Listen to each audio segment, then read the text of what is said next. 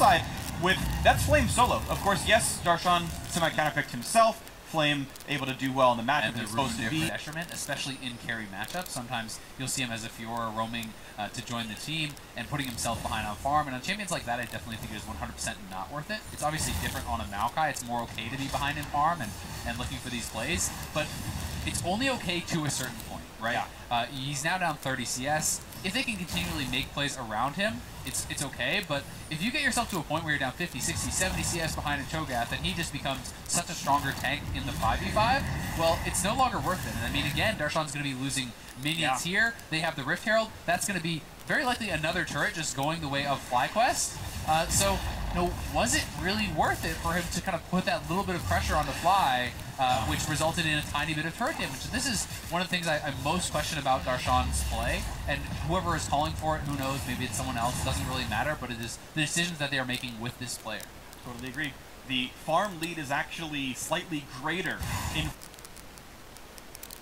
6A versus Wild Turtle. The turret score actually advantaged for the former FlyQuest, actually winning out in their top lane matchup substantially. And it's insane to say that it is a bigger CS lead there than it is in the bot lane, where Wild Turtle got hard camped, got killed 3 times in a row. You know, it's like about as tragic as it can get. It's on a Caitlyn, and that's 6A trying to run away, but the Thunderstorm is in. The Blade Collar not even needed. The kill comes through. TP out from Flame, mirrored by Darshan, but nothing done by either top lane. A quick stun comes out for Rainover as the chase might still continue. A flash out from Darshan, doesn't want to get hit by this, but they slow now towards Biofrost onto, not going to follow through on that just yet. 1-0 on the top side now for FlyQuest, looking to push more.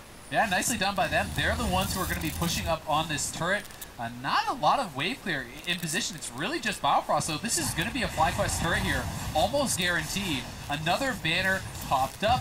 They are looking really good, despite the fact that the bottom side of the map, you know, did go heavily the other way. Caitlyn is at a pretty weak point of the game until she completes a couple items, and FlyQuest is just establishing big edges elsewhere on the map. Really impressive stuff by them, managing to get themselves a gold lead for the first time since First Blood happened. We got that top lane fight again, and really nice out of stun actually, just managed to get through, baits the Biofrost Black Shield. Yeah, exactly, and that is like really the key part there. Not sure if he would have got out even if that didn't happen, but Biofrost uses the Black Shield on himself. That means that Stixxay is going to be exposed for the Rakan combo, and they're going to clean up that kill, force out a flash, not get any more, but still.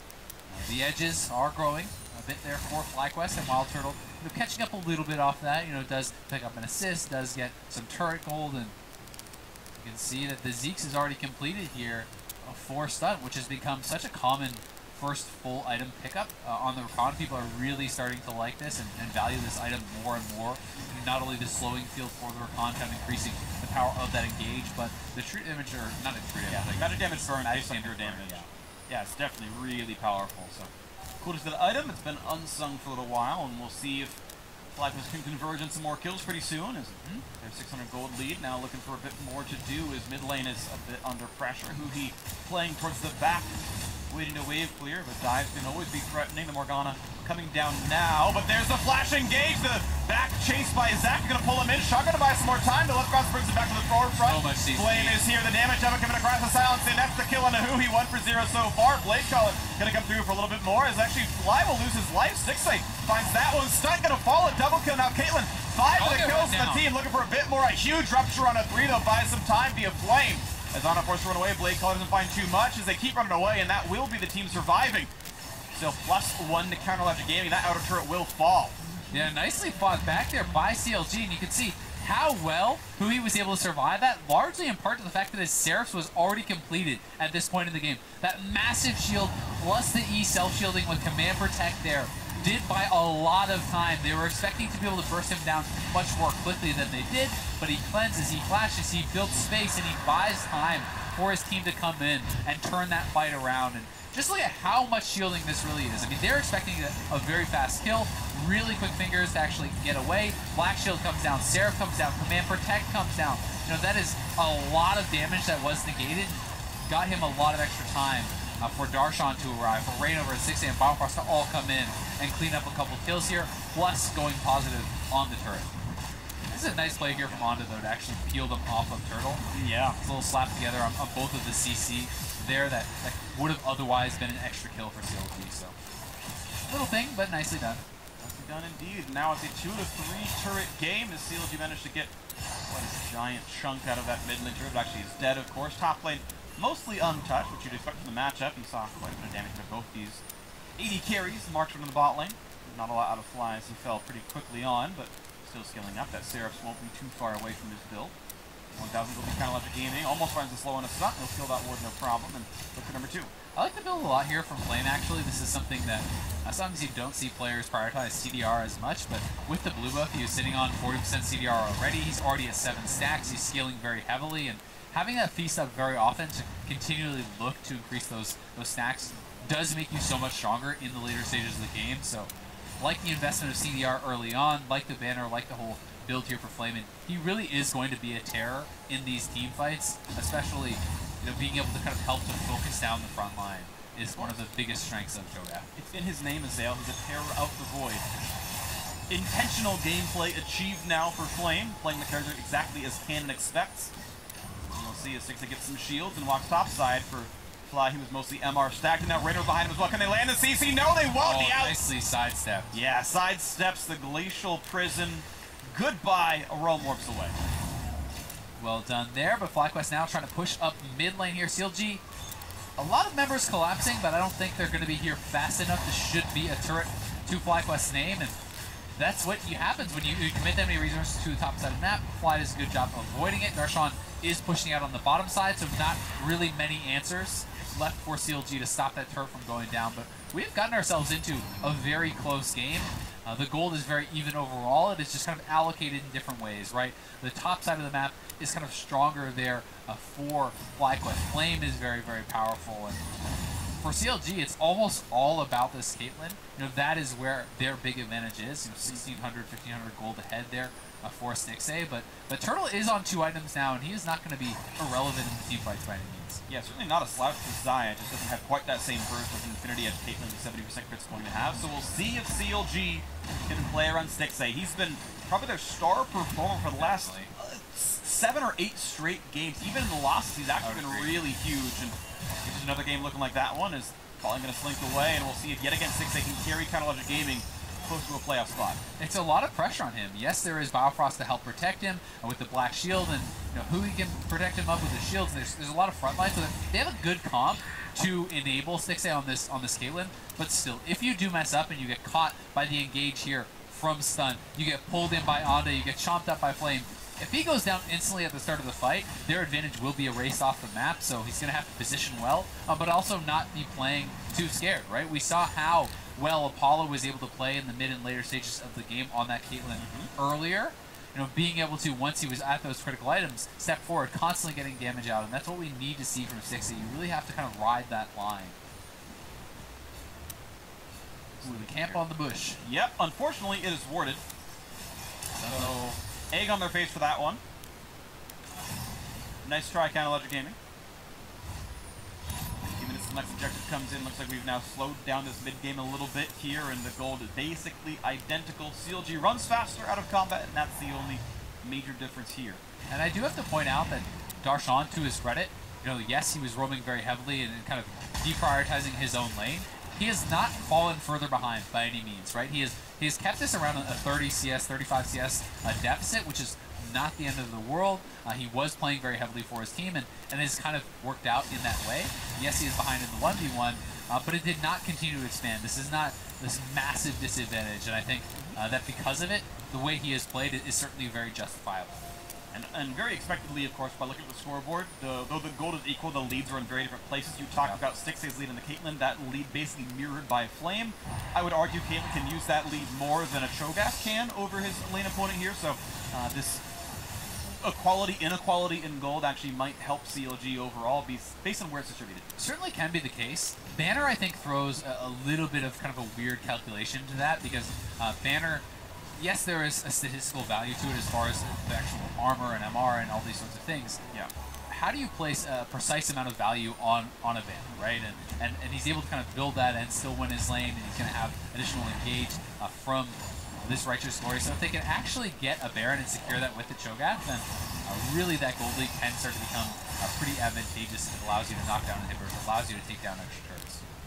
see if they can make that Baron play happen right now. Looking at the vision, it is FlyQuest doing a better job of it. CLG have deep wards in the jungle, but no wards on the river right now. They actually don't see FlyQuest around this side of the map right now, and those Baron baits can come through a bit later on. CLG gonna face check another rain over. And Fly is pushing very heavily up here on the top side of the map. Darshan is roaming up, so now they are missing, and Fly is starting to back off, but CLG needs to try to force some sort of a play, and they're going here on a turtle. A lot of roots in this one. Turtle gonna get away. Shotgun will find stuff, but he jumps right back out, and look at the kiting. The dual lane is gone, but now Let's Bounce also gonna be used. Pops in a Bloblets, but might be hard to kill. Stun gonna come through. They might get the trade through, and almost getting stunned. Oh, to the base goes Darshan, and he can't find Purchase just yet. Looking for one more shot. Q flash will come through. Likely to lose his life, but will it matter in time as the damage still coming across? The mid lane tier 2 is down. They will get the trade kill on a Maokai, but CLG getting, I would say, more out of it as mid tier 2 is gone. Yeah. Now off the inhibitor as well. Rise still not in this fight. Yeah, Fly is still not with the team. He should have probably just based at this point. He was trying to maybe threaten to take out the minions from behind or go for a flank, but he's not able to pull off that. CLG just moves forward towards his team away from him, and as a result, they're able to knock down some turrets, even an inhibitor turret there, and get a trade of kills as well. What a strange fight, by the way, but plus 2 turrets to Kind of Left Gaming, obviously quite amazing. Darshan managed to trade with Stunt, of course, as far as those kills are concerned. CLG 1000 head, but now looking for a play.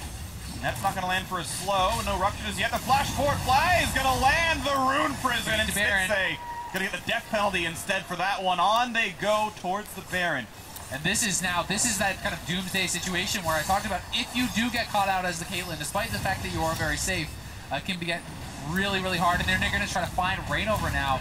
I think they should just start the Baron, though, and then turn for the fight once CLG has committed to try to stop. They've got Cho'Gath. It shouldn't be that hard. Exactly. Shockwave, yes, is available, but how much damage do you really have when the 5-kill Caitlyn is dead? FlyQuest just unwilling to pull the trigger, choosing safety over what I feel like could have been the better play. Yeah, I definitely think it is the better play. You have to look at it as a matter of percentages. Is that a 100% safe play to start the Baron? No. But is that, the 80% play? Is that the 70% play? I believe it is, and thus I think it's a mistake to not have started up, and now they're starting it up. But Caitlyn is back on the map, so there's a potential that Stixxay could be here for the fight. 5 to 10 until Caitlyn can join the fray, so they kill it in time, looking for that feast. For feast, yeah. Mike can come in early, then feast afterwards, down to 1900. Will they get the play in there? Chomp comes through, they get it, and the fight engages. Stixxay about to re-engage, but one's already dead. It's a 5v4. This could be huge as Andra's buying the time as Stixxay flashes, cleanses away, but he's just going to fall anyway. Re-engages a bit too late. Now Roamorph looking for one more as managed to FlyQuest to get the fight in time, and now CC on the Darshan. Should not be starting this one any longer. Anda gets a kill on a Biofrost, and FlyQuest do manage to go for Baron. They get it before Caitlyn shows up. They will get the chase kill as well as Darshan slowly regens up, and look for number 5 as well with Rainover on the wings. Anda hoping to slow him down a little bit longer. Finally, the Maokai will fall. This is now, the Baron minions are already there. They're there in the mid lane, they're there in the top lane, the banner is available. This could be multiple inhibitors for FlyQuest off of that play. Stixxay does arrive just barely in time, but it's just to die again, and now they're being pushed in on both sides. Baron waves were already prepped. The banner cannon is here. This is probably 2 inhibitors, and that could be a death blow. 4v5, 20 seconds, and Darshan, he took so long to die, he can't join this for the defense. Mid lane will be cleared away. Top lane inhibitor is gone, and that will be a FlyQuest disengage. So they took the time they needed. They started it just in time for the Caitlyn respawn, and they got so much out of it. Yeah, they got a ton there, and they do not end up going for that second inhibitor. They decide to kind of take the safer play. I think it is smart to just back off, spend all the gold that you have now got.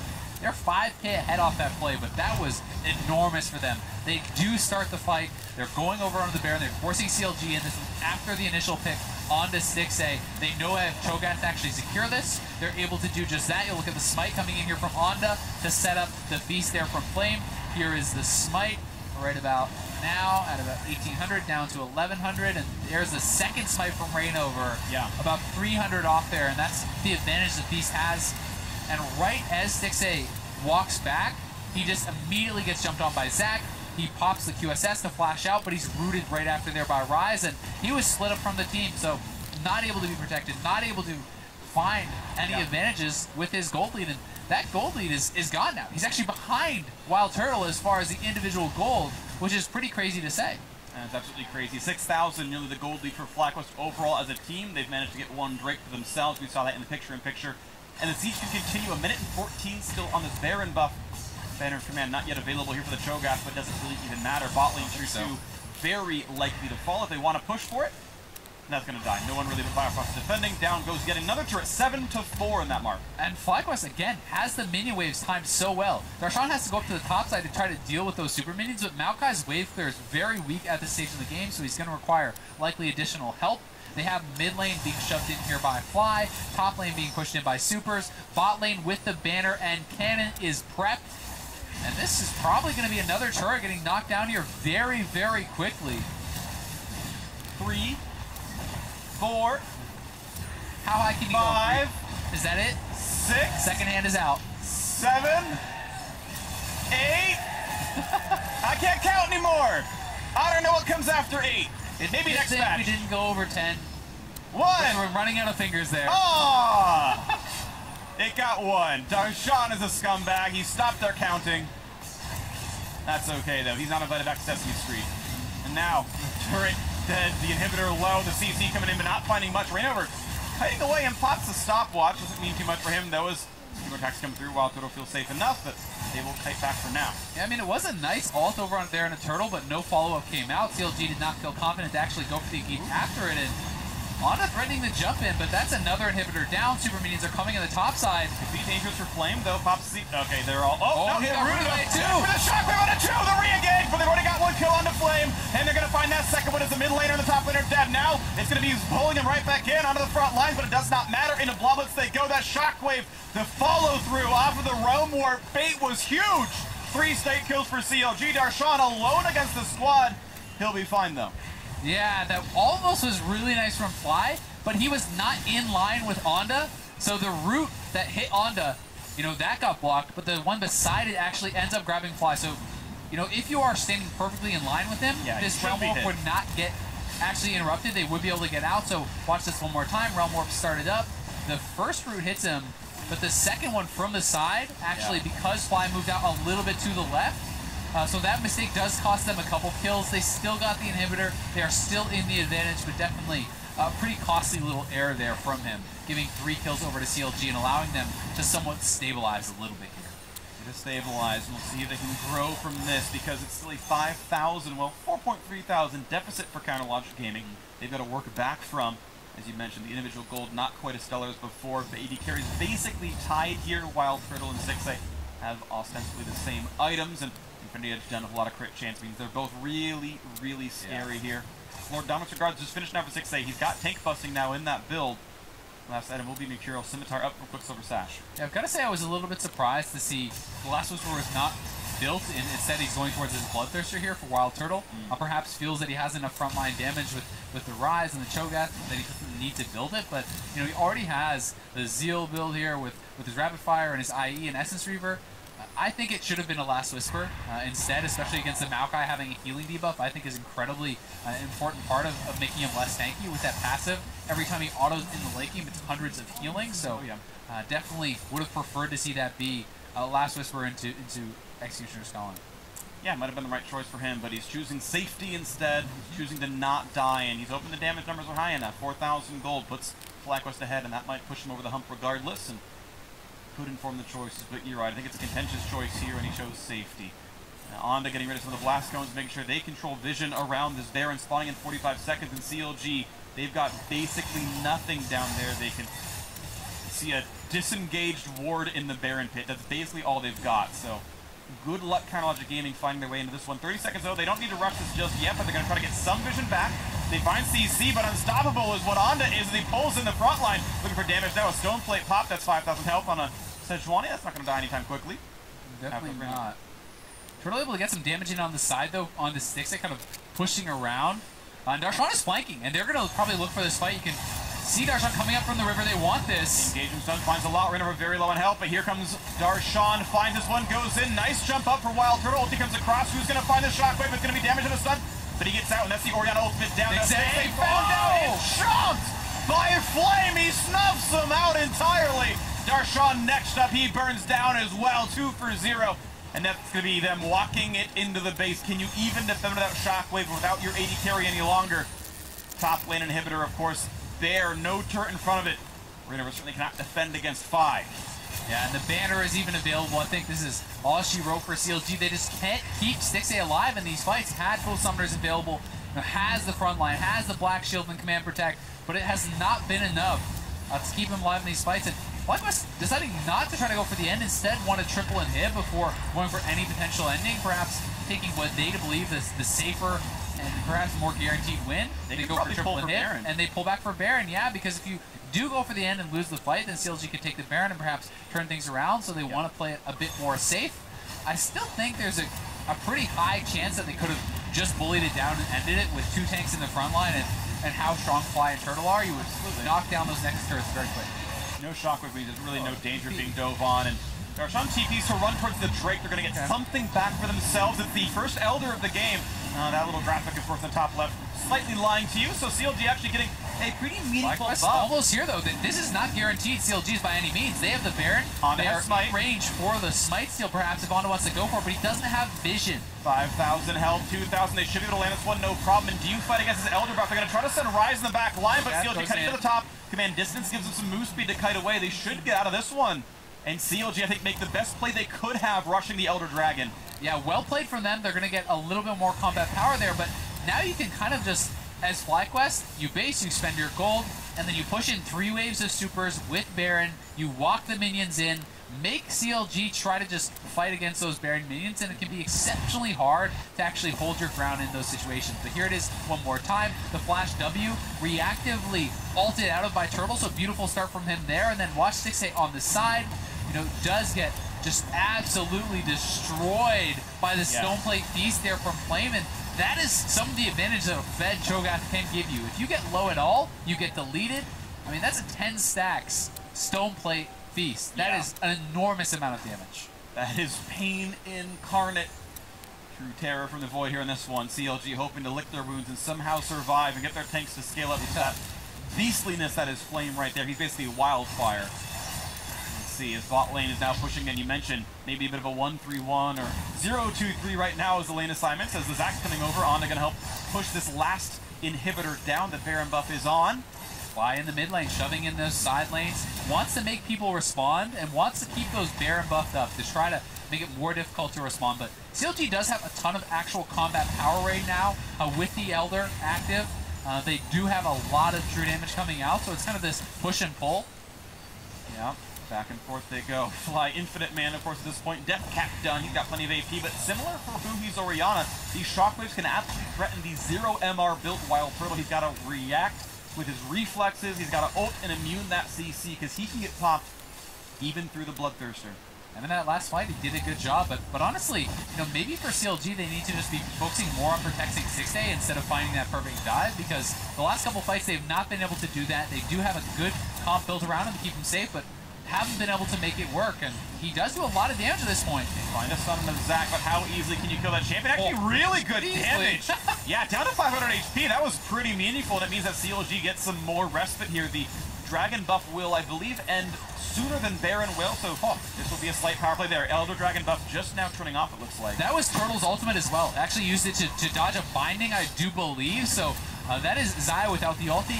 That is certainly a much more vulnerable target now that you could look to engage upon. If they want to go forward for this, because they are still kind of being bled out a little bit. You can see Fly pushing in those side minions, trying to threaten the Nexus turrets, and now they're in. Black Shield on in time, though. Can they kill off Stixxay? The answer is no. He kites back, and now looking for Honda, who flashes over the wall, but not actually over. He just flashes away, and that will be Bloblets once again, so they can get that first pick. Fly, low on health. Stixxay's gonna get the snipe. They'll find 2 kills, and it's again a 5v3 Counterlogic Gaming looking for this one. The flash forward, Darshan gets set up as Rainover also comes in. Let's see what they can run down as Rainover down to 1,000 HP. A silence comes through for Flame. Can Darshan buy enough time? Next tracker comes up. There's no way Flame can get away from that. You just get locked down by the going for the base. Turtle's going for the base as Stixxay is going to be defending it. It's going to be hard killing Flame, by the way. It's no AD carry on that one. Turtle now going to be flanked. He could maybe lose his life, but they don't want to go for that play either. Won't gain anything. The minions will be falling down. Turtle actually saved his life there by kind of running off and threatening the base, and it meant CLG had to pull off, because while they could have definitely run down Flame, it would take too long to kill him. As you pointed out, he's very, very tanky. Here is the initial play again. Great Black Shield this time onto Stixxay. Being able to block a lot of the CC coming out onto him. You keep him safe. Honda not able to get that flash over to the wall, and Fly was very low. Flash, crit, that ultimate burst him down. That is a full build Caitlyn who had the Elder Dragon, and despite the fact that another inhibitor has respawned, CLG still is on the back foot, but they have the ability to win these fights, and FlyQuest isn't really closing out in the way that you would expect with all inhibitors down with a Baron buff. You were expecting the game to end, and they have not been able to kind of properly engage or properly step forward and actually knock down these objectives, and it's starting to bite them back a little bit. Inhibitors alive, full build sticks, a Hurricane in. So 100% crit chance, and he can hit the entire front line. It is triple melee after all. And Turtle is electing to not build a Last Whisper at all in his build, which, you know, to me is somewhat questionable. There's not a tremendous amount of armor on the other team, so he's going for pure crit, and he is going to have a lot more survivability with that Bloodthirster, as you pointed out. Yep. Very heavy lifesteal. He's going to be at 100% crit, and if he can actually get forward at all onto 6-8 or who he will burst him down incredibly fast, but Rainover and Darshan are going to be more difficult to actually deal with as a result. Yeah, I would have liked personally Blade of the Rune King plus Hurricane is the last one of Wild Turtle. Drop the Shiv, go Hurricane instead, Rune King. Try to push through front line because you're getting similar melees as well. But again, choosing single target damage, spell damage, and that health shield can matter. We'll see if it comes through on this as the mid lane siege will begin soon enough. And Baron 1.5. 6-8 does have his Hurricane now. He actually sold his boots, bought a Hurricane, so he's on triple Zeal. He has some safety from the Mercurial, and he has a very good build to actually kill off those tanks with the Lord Dominix, with the full crit. We're going to have to see if he's going to be able to kind of carry this through. You see the difference in that last team fight versus the previous couple, where he was able to be kept alive with the initial Black Shield, and the crowd control is given that safety, and certainly able to punch through the tanks when he has that time. The build's finishing up pretty soon. One slot, half a slot I guess I could say for both Fly and Huhi.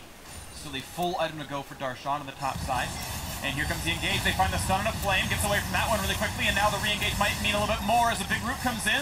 The stone plate is on, but right over down about half HP. There's the charm. The knock comes through, but it's Black shielded. And now to the backside. Looking for 6-8. The chomp comes in. 6-8 is alive, though. He gets away with it. And now the re-engage comes in. He's got 3 hitting onto the front line. Right over the wall. Will fall the Wild Turtle. Fly gets popped in the back line. Gets his wings clipped right off. And now it's stunt running away, finds himself a heal, gets sniped down for a bit more HP. Turtle's gonna get caught, he has no ult. Darshan gets slowed down, but the blue smite on to keep Turtle alive, and Turtle cutting to the side, wants to save his team, get some more move speed thanks to his actual fleet footwork rune used. And he will get away from this one. So Rainover's dead, but so is Fly. Missing a jungler means no Baron on the table for CLG, but missing a carry is bad for FlyQuest. And CLG is one of those teams that's willing to go for the throat. They may be willing to go for a riskier push here. They have the Caitlyn, they could theoretically continue to siege. They are going to pull back and move over towards the Baron, though, and you saw 6-8 so close to almost going down. But Onda, it looks like he missed literally everything there. He jumps in, not able to hit 6-8, misses the Q, not able to hit him with that, not able to pull him in. So 6-8 barely able to survive, and because that CC didn't land, Fly trying to flank around just gets burst down. Okay. Makes it look like they're doing Baron. By the way, nice job. Flame walk top to Banner a mini, then walk right back, I do believe. So that could be the inhibitor going down. It's close, but Rainover will probably have the damage.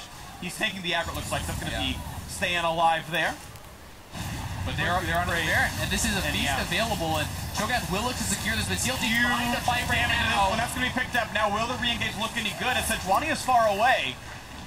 Unstoppable, over the wall he goes. Nice Baron sneak, but Elder's up in 25 seconds. This is probably enough time, though, that FlyQuest can contest it.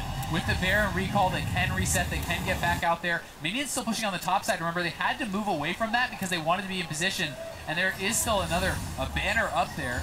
Will get cleared out, but now it's going to be a race over to this buff, and everyone is going to be potted up. Everyone is really at their kind of maximum power here. CLG is first to the scene, though. They get the scuttle. They have vision control, and will they catch out FlyQuest trying to come in through that buff is huge for CLG. It's second Elder. It's a gigantic increase in damage output. Lasts 5 minutes. Let's see if they can make this one happen. The flank coming through, stunt behind. Who's he going to catch out? A 6-8. Kites to the left. Where's the shockwave? The ball on the bottom right side. 5 doesn't help left on the dragon. Remember, Feast is available, so Flame could look to steal this. And they find the room. They find the CC. Go to the damage on Cho'Gath, but look at the damage on Darshan. He's going to lose his life 1 for 0. Onda going to kite away, stays alive as well. And how's the backline going to look? Who he kites away still has shockwave. It's a 5v4 missing a take. Wild Turtle goes forward, almost finds himself the kill, but he forces CLG away, and they have to give it up. Nicely fought by FlyQuest. Elder is theirs. And that was essentially a 4v5. Fly actually contributed literally nothing to that fight, not using a single spell on the enemy, just strafing around on the top side. seemed to be, not on the same page as the rest of his team as far as positioning, as far as what they were trying to do in that fight. But despite that, the 4-man squad from FlyQuest fight them back, get a kill, take the Elder, are now marching on the base in a 5v4 with 3 exposed inhibitors, looking to again try to end this game. Chunk on the flame, and here comes the backline action for Onda, puts the blue spot in, tries to pull one back. Ulti gonna come across, but not find any damage. 6A still black shielded. Means a lot of damage, and Stunt gives himself away. Inhibitor down 4v4, but Darshan's up in 5 seconds, and they're trying to ping a TP where they get the Bloblets. 5v3 for Counter Logic Gaming. Roam Warp away. Darshan is alive. Yeah, Onda stepped on a trap walking out there, gets bursted down, gets taken down.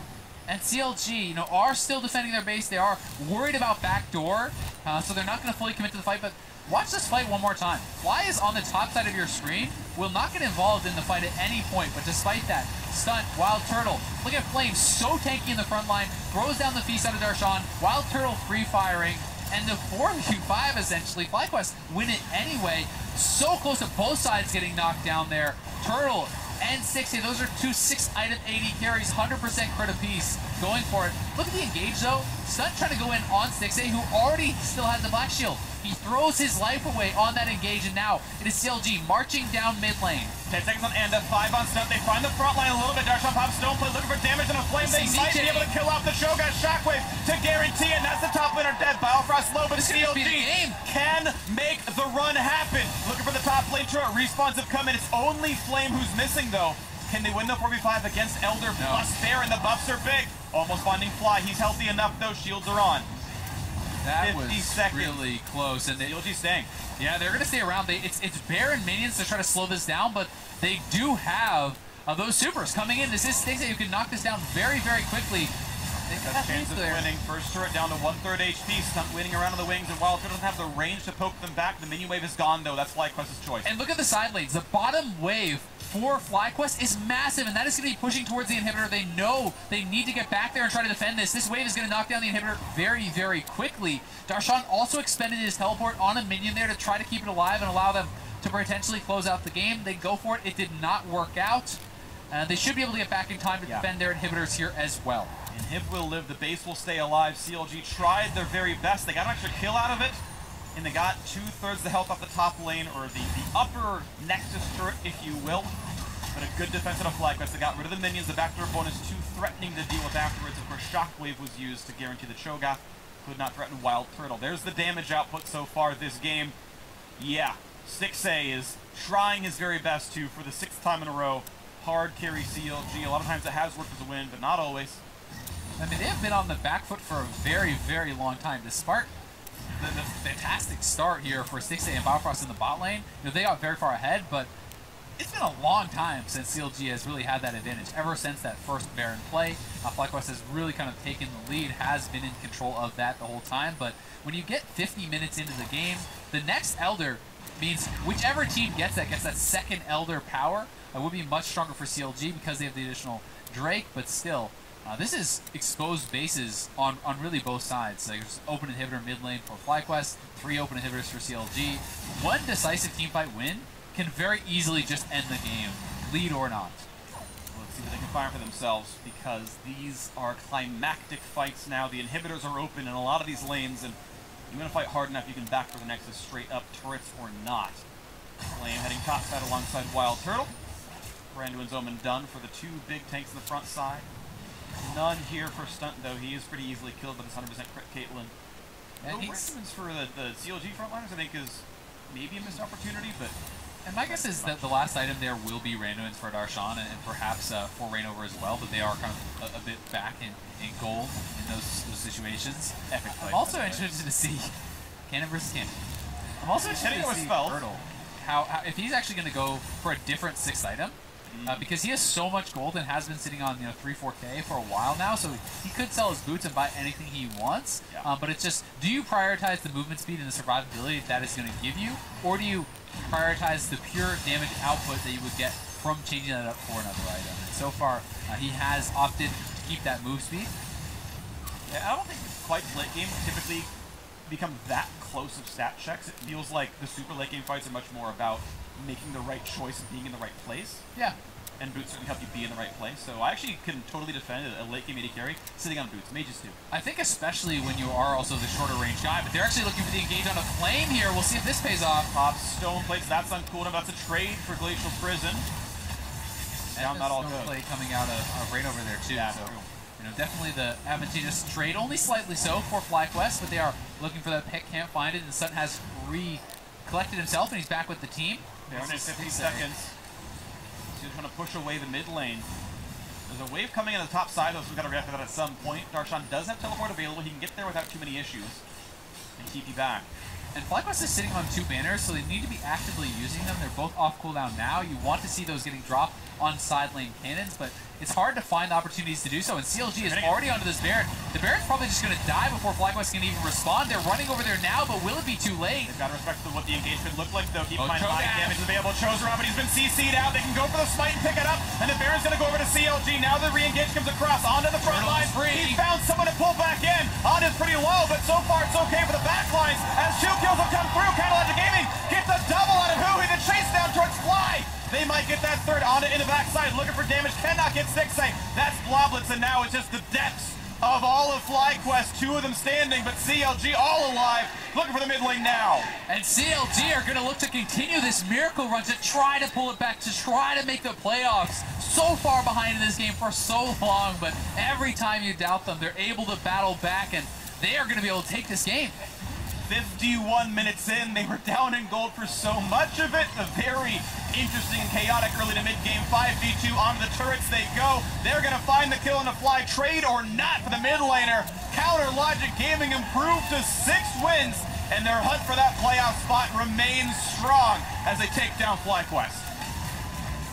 Honestly, really impressive amount of resilience there from CLG. Stuck in their base for so long. 3 open inhibitors for so long, and multiple inhibitors knocked down at various points throughout that game, but FlyQuest, you know, not able to fully close. Yeah. And there are some questions, you know, when they retreated and tried to go for triple inhib and take the Baron, should they have looked to try to close out the game? Should they have had that killer instinct to try to take the risk and just finish the game right there? They try to take what is, you know, perhaps the safer option and back off for the Baron, but they could not use that to close out the game, and definitely some critical mistakes in late game team fights. You know, not taking into consideration the black shields there on Stixay, some lives being thrown away there, and even when you think about that bot lane fight, Fly stepping out behind, getting hit by the Maokai root when he's trying to realm warp onto out, gives over 3 kills in what should have been a clean escape. So a lot of little mistakes really seem to cost FlyQuest in closing that one out. And it's another game of a late game. Caitlyn doing 1.5 million damage. Huge out of Stixay here doing the damage output there. But now for more on that intense game, let's send it over to the analyst desk.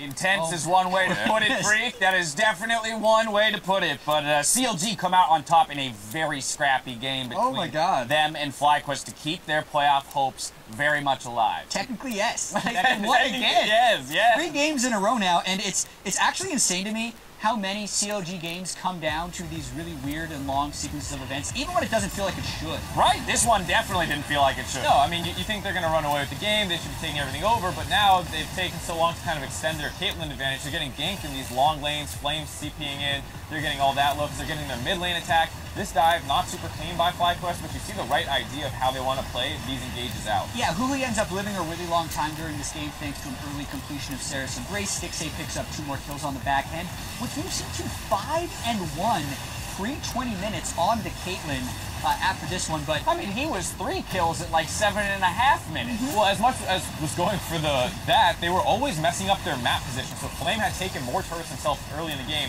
Later on in the game, they're able to brute force this Baron down. Now Flame is able to secure that one for his team as well. Sketchy, a little scary. And then they win this fight, and this is kind of when the game felt definitively in FlyQuest's favor. Did it? Though yeah, it did. I felt like it was over. I felt like it was over. They had, double inhib, triple inhib in these moments, but every time FlyQuest would be in a position where they could potentially force something like this play, game changing, right? You don't interrupt the ultimate on Rise there with the roots. They get out, and then they reset and probably end the game. But they get the shockwave, they get more kills, and this just kept happening where CLG stayed in the game despite what looked like them being out of it. Like, Rainover tried the ultimate onto Flame many times. It rarely worked out for him, so to speak.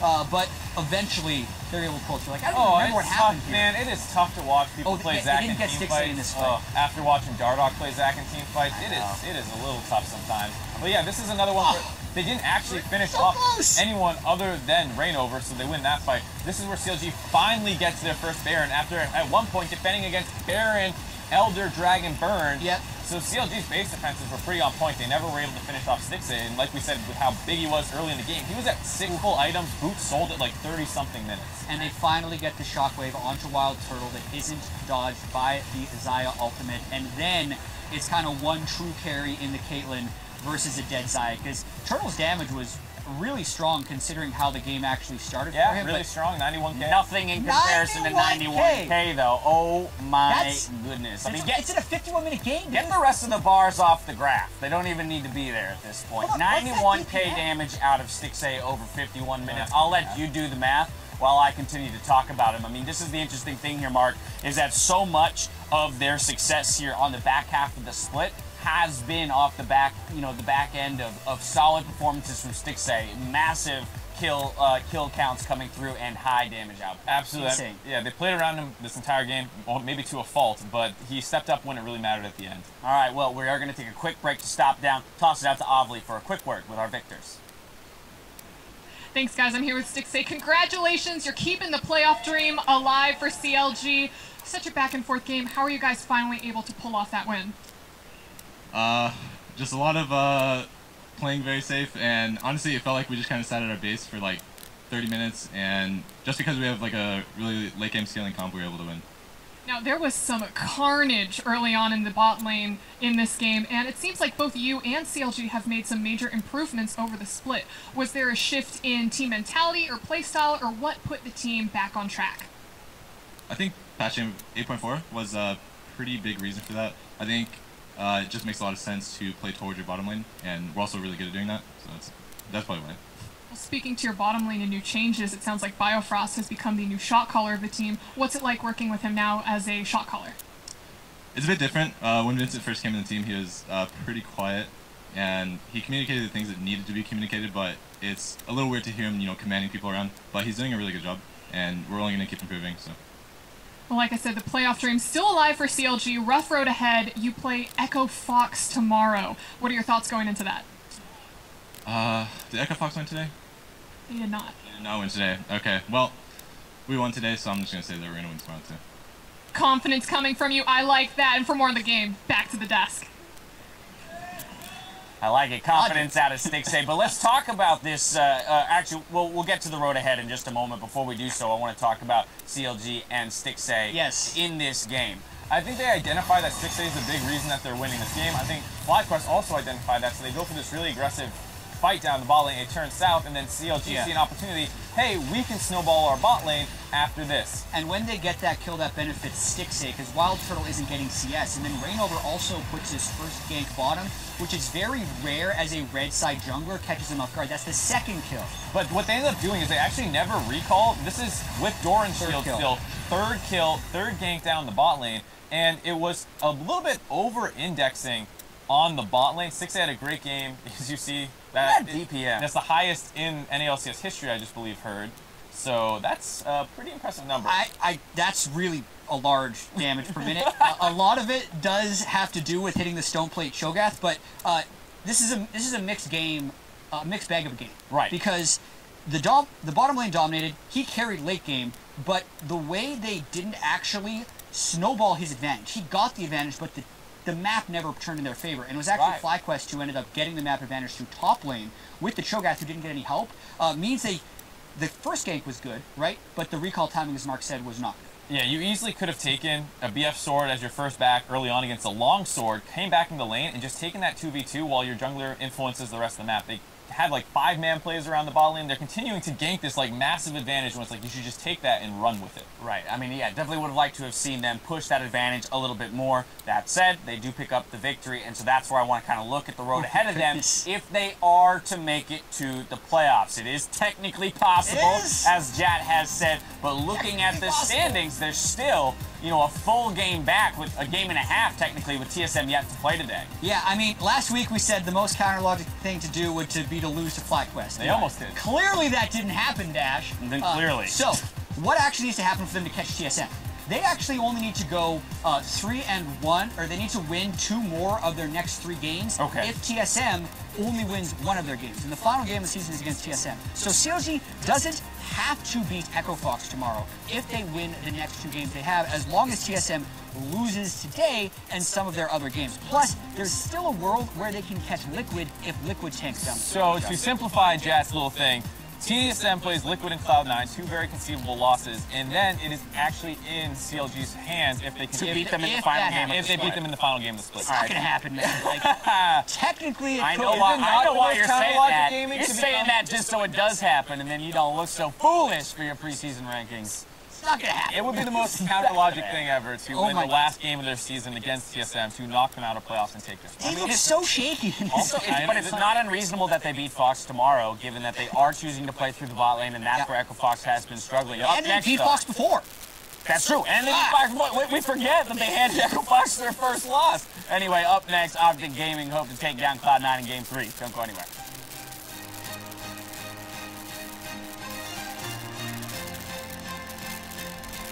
Rise after. Yeah. Alright, shot on him. I'm rooting. I'm rooting. Show gap. Look at show gap. No flash over comp. No flash over comp. Got him.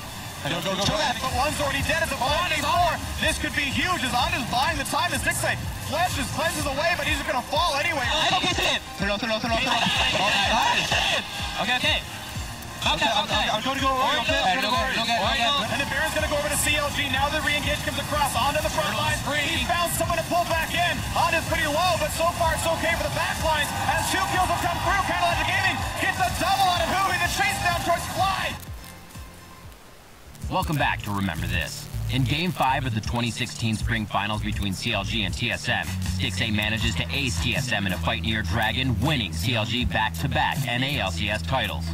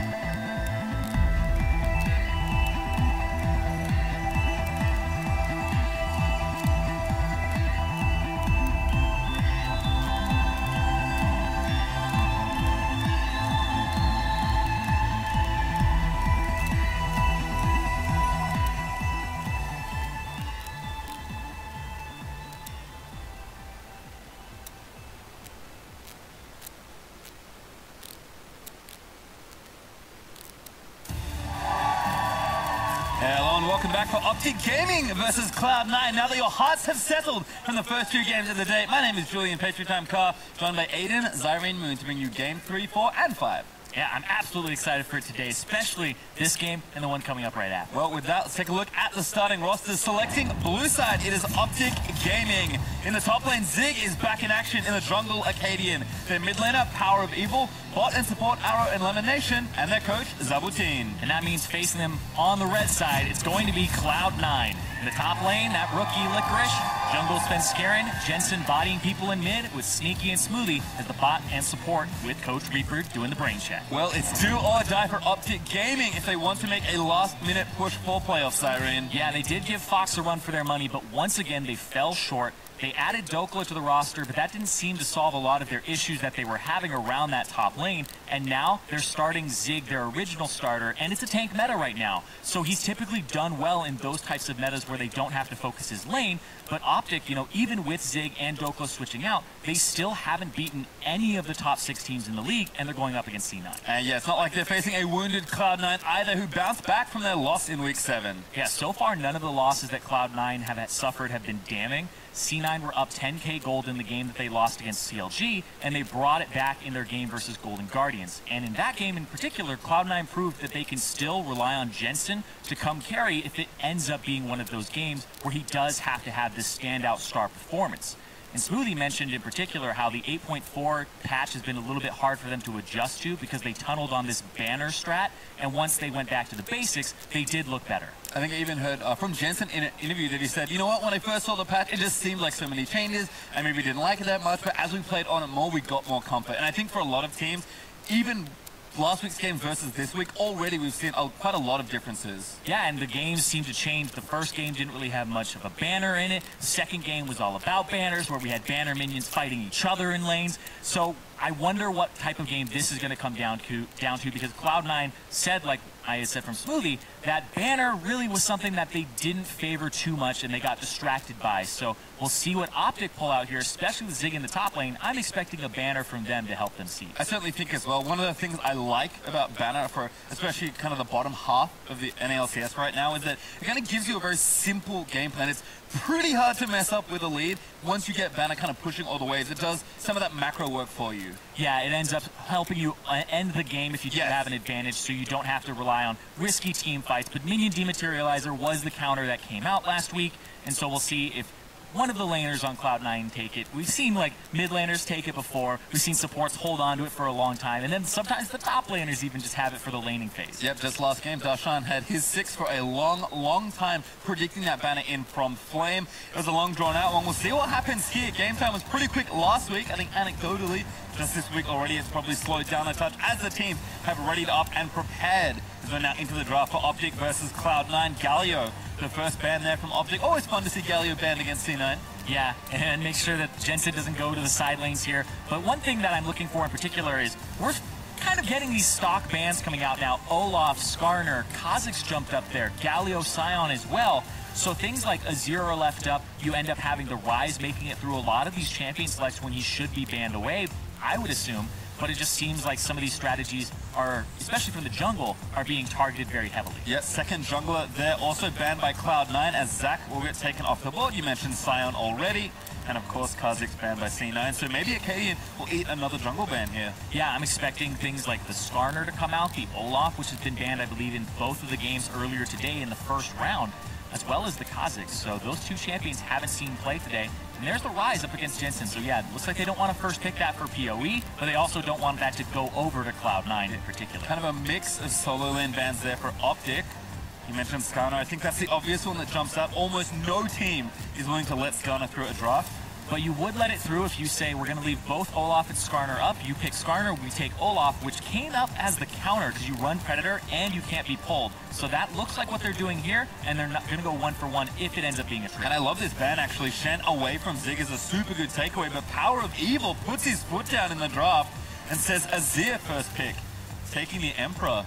As now Cloud9 have a lot of power to pick from. Yeah, this is actually Power of Evil's first Azir game this split. He's played the Orianna, the Syndra, the Cassiopeia, Malzahar. He's had on a wide array of champions that he's kind of pulled out here, but this is his first time getting his hands on this Azir. Well, what do you think of Xayah and Skarner? I think that's maybe the combination Cloud9 are considering. There is the Xayah locked in. Xayah and Rakan together, because if you pick Skarner, the Olaf just comes through. I feel like it's a 1-for-1. So Xayah, Rakan, and having Smoothie on a playmaker seems like what you would want to favor here. But if you do want to go for a jungler because it's pinched a little bit here by your own bans, I could see that as well.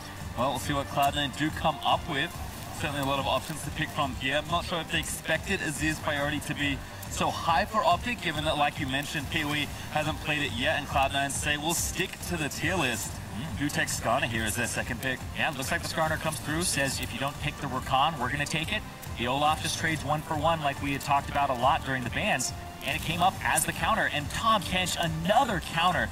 I have a little bit of an anecdote about that. All right, I'm ready. When Skarner popped up, I'm also ready for that. Really OP champion in solo queue, I started playing it on my Smurf in silver, and then people raged at me for pulling anybody but the Tahm Kench, and I was like, if I pull anybody but the Tahm Kench, he's just gonna eat him. So I was like, I'm just pulling the Tahm Kench every fight, you guys. Shut your mouths, I'm just gonna do this every time. Yeah. So Tahm Kench does counter what Skarner wants to do in the team fights with that ultimate. Often build QSS as well, just naturally unsealed spellbook. Also, maybe gives you some options for a cleanse. We've seen a lot of ingenuity from supports as Rakan will be the pick here to complete that dual lane from Cloud9. Yeah, I like that. Make sure that you have that Lover's bot lane for Sneaky and Smoothie. A lot of playmaking potential. Xayah becomes incredibly potent, and the bottom lane, the AD carry at least for Arrow, has not been picked up here. And sometimes he does have a little bit of an eye towards things that are a little bit out of the meta. The Draven jumps up is one of those ones where it's like, maybe that's not the best time to pick it, but we'll see what he goes for here. I would expect Caitlyn to be up there because the Varus just got banned away.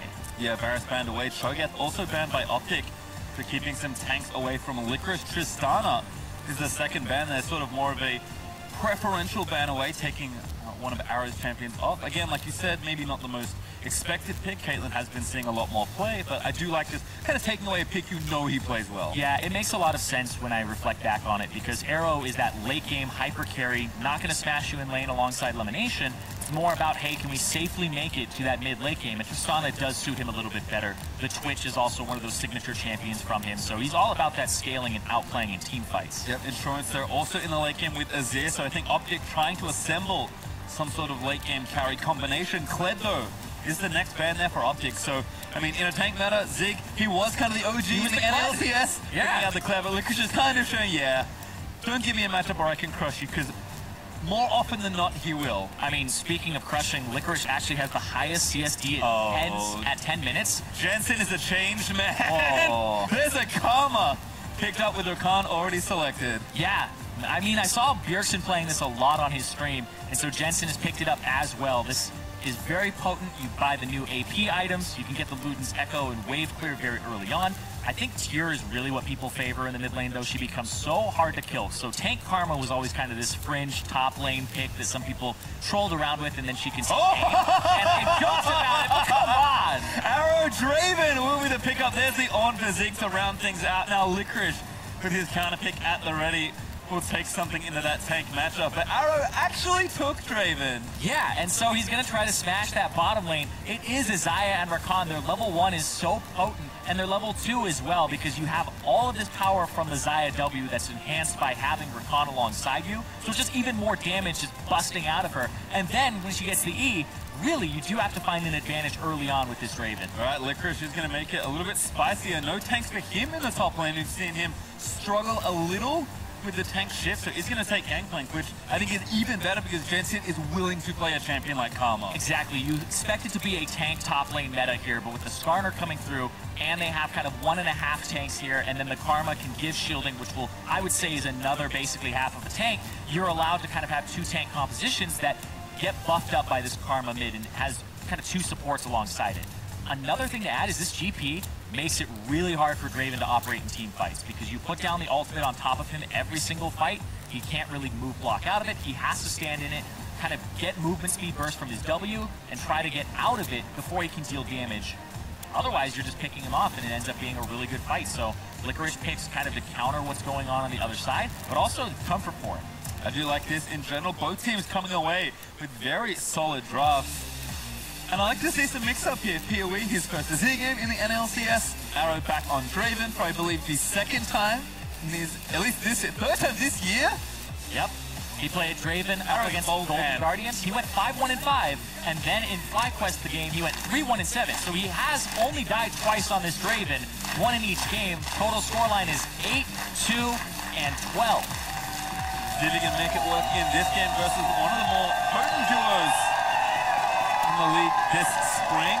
Top of the tier list. Optic, yeah, makes sense. Optic looking for a monumental upset to kind of save the back end of their season, or the back weeks of their season, but Cloud9 not looking to drop any more games. Yeah, it would be a monumental upset, like you said, but it's also one that's unprecedented from Optic. Right now, they're at the bottom of the standings with 4 wins and 10 losses, and their 4 wins are against CLG, FlyQuest, and 2 of them against Golden Guardians. So, like we had said before, they haven't beaten any of the teams in the top 6, let alone Cloud9, who is right now in 2nd, but also has the ability, if they win this, they would be tying Echo Fox for that #1 spot. Yeah, let alone top 2. We'll see what happens here as the teams have fanned out onto Summoner's Rift. Licorice doing some reconnaissance there in the Tri-Brush as Smoothie hanging out, seeing what he can see.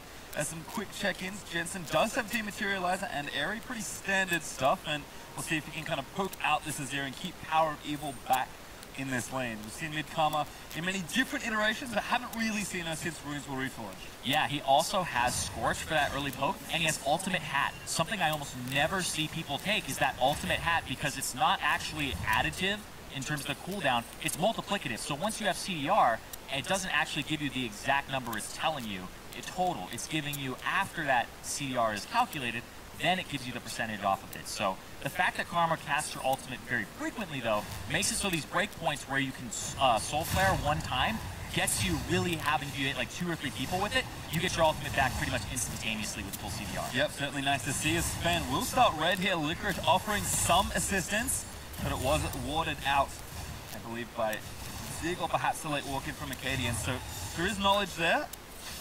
And a double predator from both these junglers as well. Like you said, we've seen a lot more Ola as a response to Skarner. Sven took the Skarner first.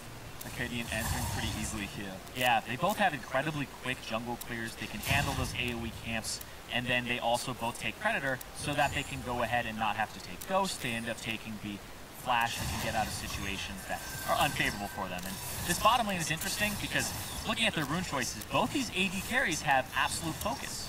Which when you're above 70% HP, you get some bonus adaptive stats. So both of them really want to stay healthy here and in these fights. But you can see, once again, this Draven does not have a push advantage over this Lover's bot lane duo because it's just so strong with the W. Yeah, level 2 already hit, although quickly answered there by Optic as Arrow going to do what he can under the turret as the pressure will likely continue from the Cloud9 duo. Jensen again walking up. He's already level 3, going to move in onto Power of Evil, looking for the root. Gets him damage down, still damage coming out. A lot of damage coming out there from the Karma, and you don't expect that, 'cause this is a matchup that has just started to kind of emerge. It's an underground pit. Now it's on the surface. I mean, I kind of expected it. I had a lot of DFT Mid-Karma on 100. Oh, you're a cheeser. That was a fun one. As downstairs here in the bot side, Arrow does get devoured by Lemon Nation, but again, Lemon Nation's going to have to be on top of protecting a fairly immobile AD carry, especially against this pressure. But like you even said, in the team fights versus the Skarner, versus the Gangplank ulti, certainly a lot to look out for. So we will actually have a check-in quickly with top lane. Licorice getting a big wave push into him. So Zig actually up to a nice start here.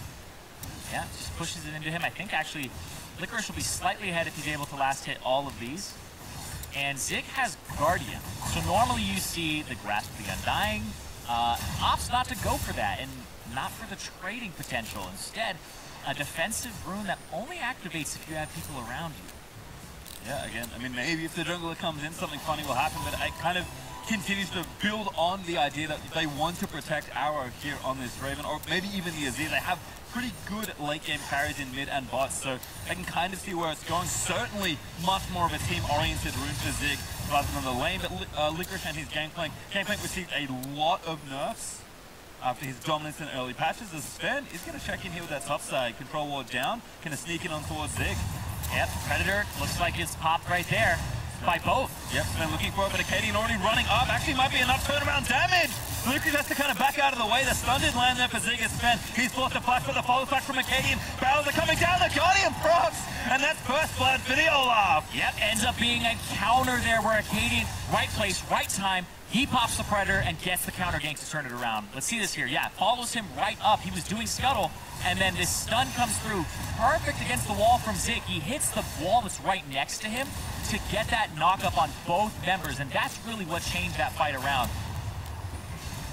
Again, we expected some pressure here. Licorice has gotten a lot of help from his team and then really run away with a lot of leads. So nice read there from Optic. They get the first blood. They read that with a beautiful counter gank for Acadian. And even though Licorice has his chain, Zig's going to get tanky pretty quickly here. Glacial Shroud now finished as he works into softening a lot of that early gangplank pressure. Jensen, though, in the meantime, is going to back a big wave under turret. Power Eagle's going to lose more than a full wave as Jensen backs with a 10 CS lead. Yeah, the pressure that he has from this Karma early on is just so difficult for the Azir to deal with. The Azir, has to scale up, but this Karma already at that lost chapter, so he'll have a bit of a Lana advantage during the lane phase.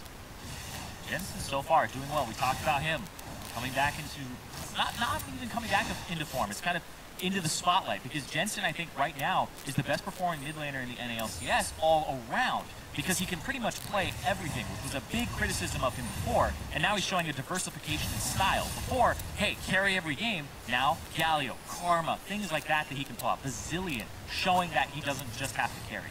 Certainly been looking good all split long, but Optic still with the early advantage. Gold pretty even, but first blood did go to the jungler as Acadian going to take down this Scuttle Crab. Zig again throwing forward some pressure here in the lane. Nice knock-up, gets some damage back with the Bellows Breath, and Licorice, going to get some parlay money, but not a whole lot with that Klepto. With Lemon going to pull this wave away and freeze it. You can see Arrow down about 10 CS, but Elimination's going to give him 6 more as he pops for thick skin to tank a little bit more of that minion damage. It does feel like the pressure is still in the hands of Cloud9's bot lane, though.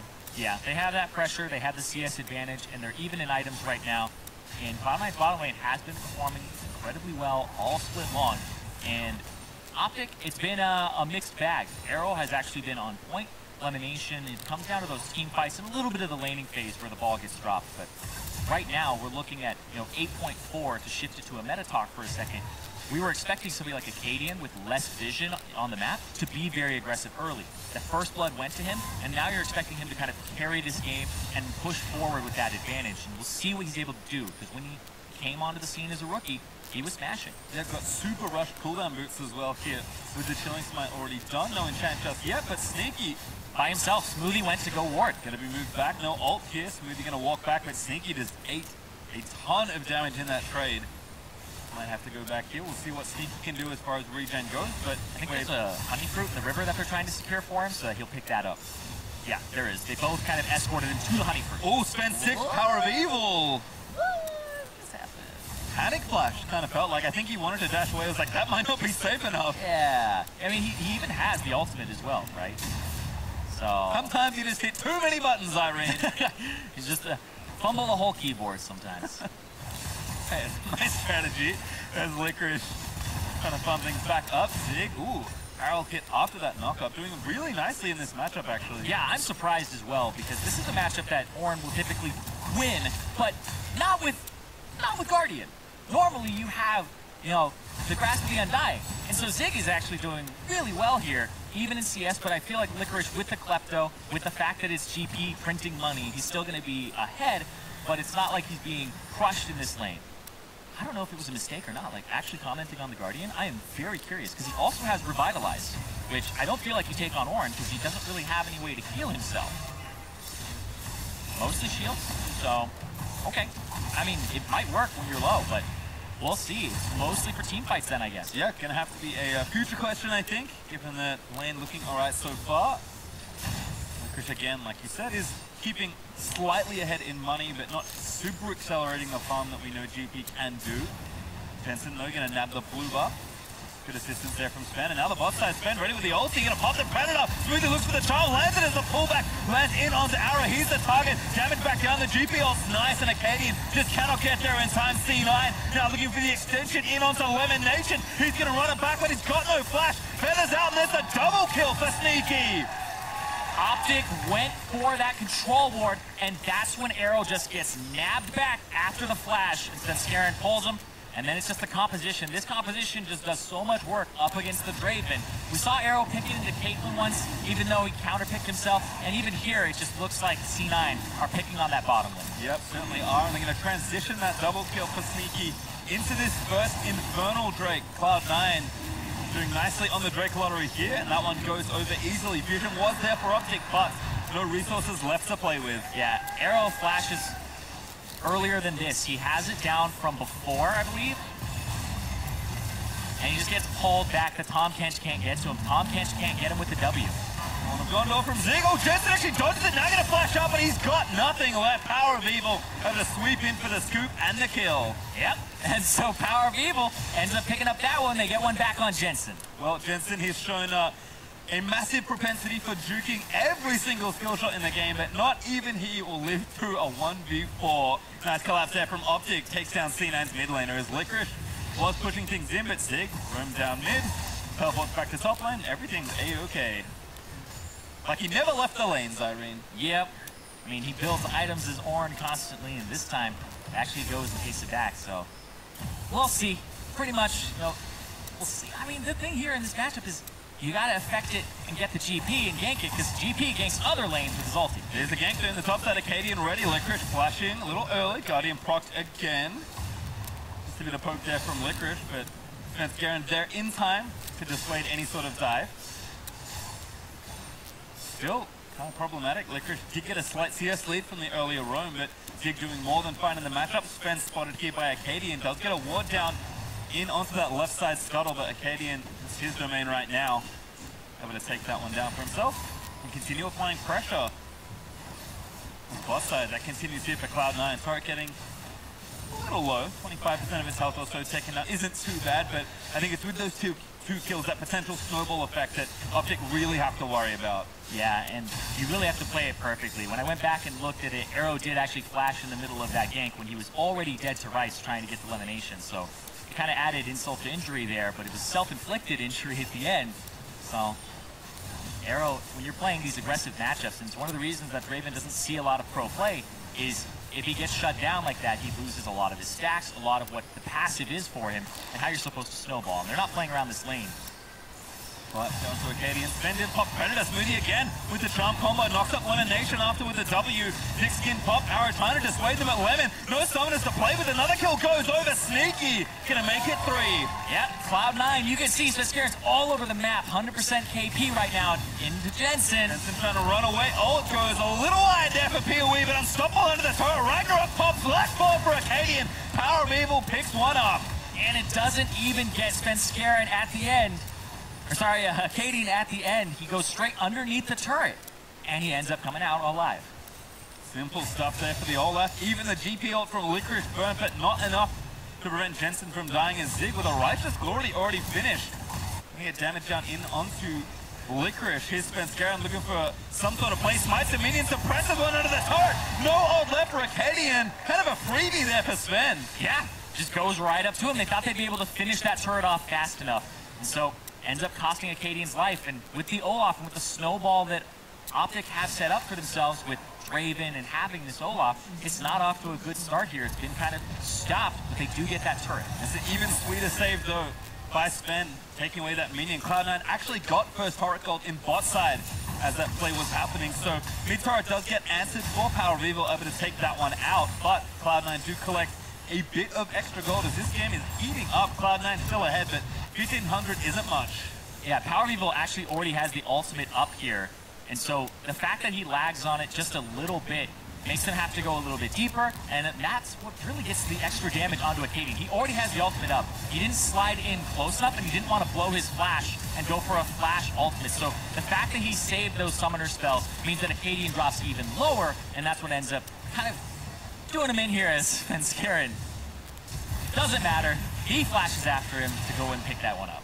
Yep, able to take it down, and like we said, gives Sneaky that first turret gold. Now they're swapped to the top side, as Essence Reaver already completed, looking to continue that pressure and try and knock down another turret. Lemon and Arrow, though, have matched that swap.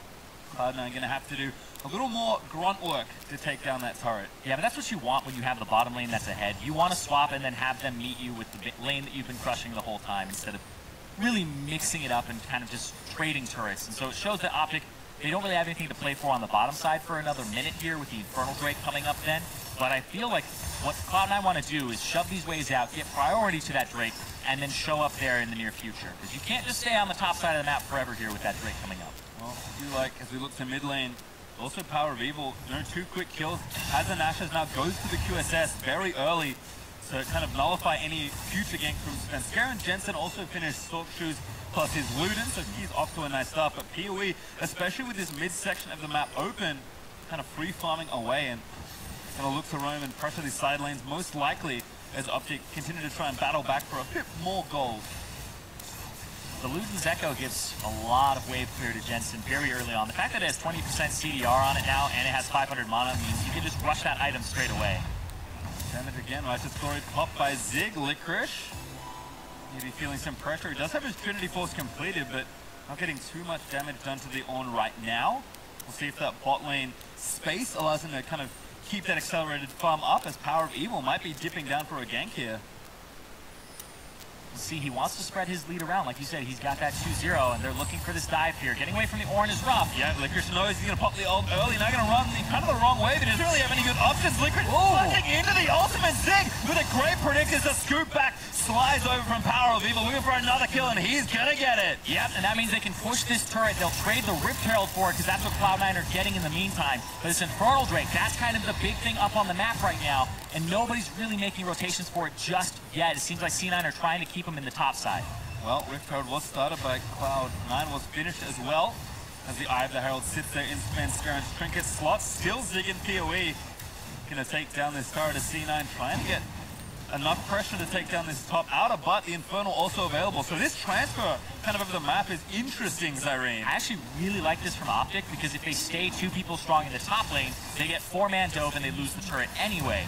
And so they rotate, put their 2 members from the bottom lane in mid, and have a Cadian on that dragon. So they put 2 people mid to defend anybody possibly reinforcing and contesting the Infernal, and that ends up evening up the Infernal Drake count and the turrets at the end of the day. Yeah, quite a lot even in this game. Turrets, Infernals, gold not quite so much. C9 still with a bit of a lead, but I think Gangplank is artificially inflating some of that, would be my guess. As far as where the kills have gone though, Sneaky, the one up here, looking to maybe snowball for Cloud9, and as Power of Evil, really the big star for Optic on a champion like Azir, looking to take over this game as we get later and later. He's got a 1,200 gold advantage right now over Jensen, so he's been doing incredibly well on this first time that he's shown this Azir here. In a counter pick as well, Jensen took this matchup, and Acadian's pressure was enough to sort of right the ship for him and give him a nice lead as Cloud9 still looking to pressure down some waves top side. I think Smooth is looking for a straggler, but not going to find one. Last on taken, so yep, just going to have to use the E and go right over the Sneaky. What I'm looking for this game from Optic in particular is they've had situations where PoE is ahead and they haven't been able to utilize it. He had almost a flawless Syndra game that they lost, mostly because they don't know what to do in terms of these team fights and using their front line. Zig back in the lineup, we'll see if he's kind of in the hyperbolic tank chamber and what he's looking like here, because he's not really that far behind the CS. He's playing the Ornn, a great team fighter, and if Optic are able to start having team fights around PoE, they could find success. See if you did that, and I liked it. Have to agree. See if Power of Evil can get the work done.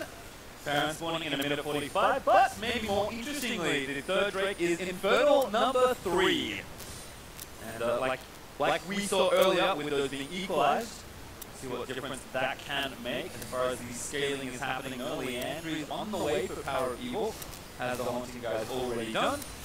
And Raptify can also completed for Sneaky. So as we track kind of these big carries, hold on though, moving to the double knocker, that's a kill for the elimination before he can even pop the Grey Help. Now Acadian forced to burn the flash and the ulti just to escape. Yeah, ends up going in there, and that's a snap play from Smoothie, who just jumps in. He was right in Fog of War, and then Optic decided they're going to check the brush, throw a Tongue Lash out. Elimination just gets destroyed. Yep, Rift Herald here also going to give C9, hopefully, the turret lead as they look to break mid-outer. Should go down, does.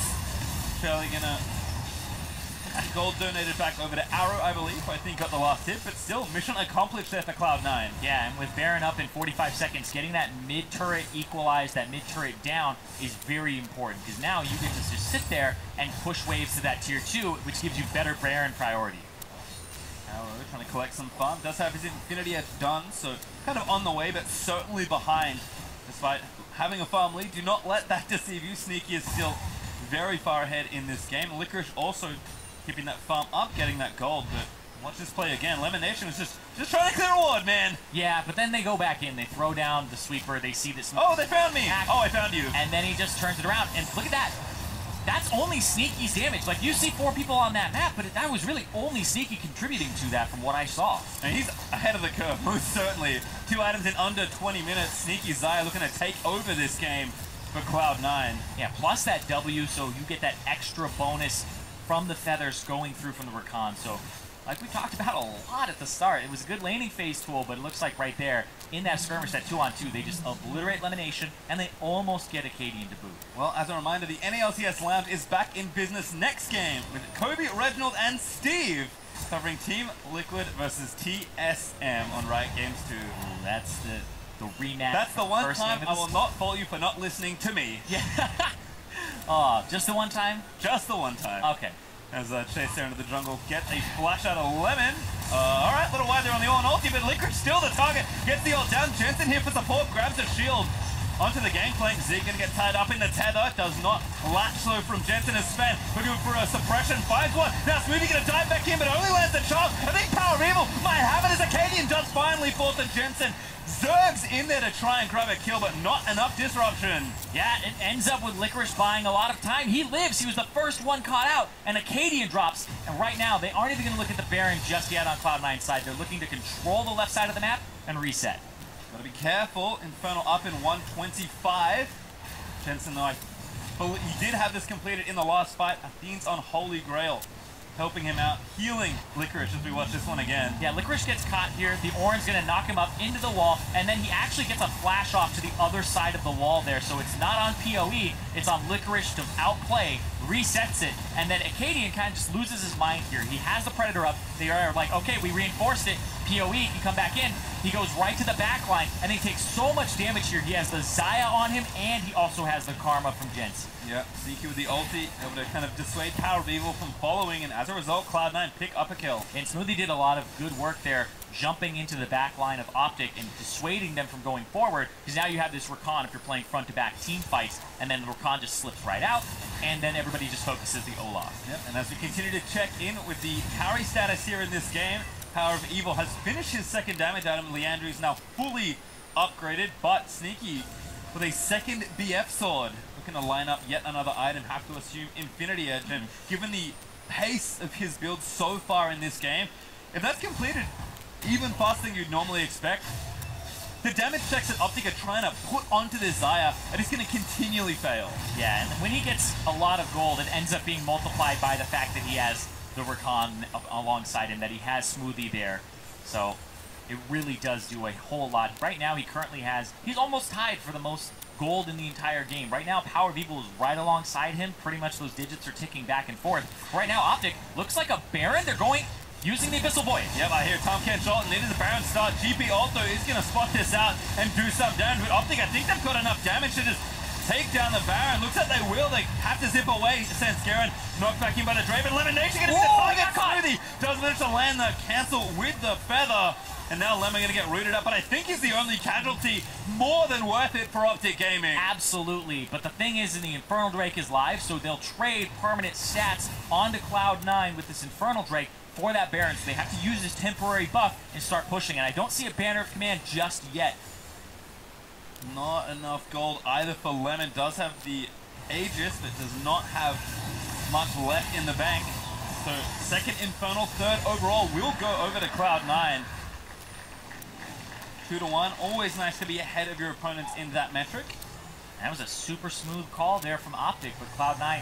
Now they're trying to set a trap. PoE, he's gone too far up the lane. They're trying to just go for a pick. Does have a Q assess, dashes away with E plus Q, but still getting chased on. Smoothie, kind of desperate for an engage. No flash, but might just brute force this one over the wall with the blast cone though.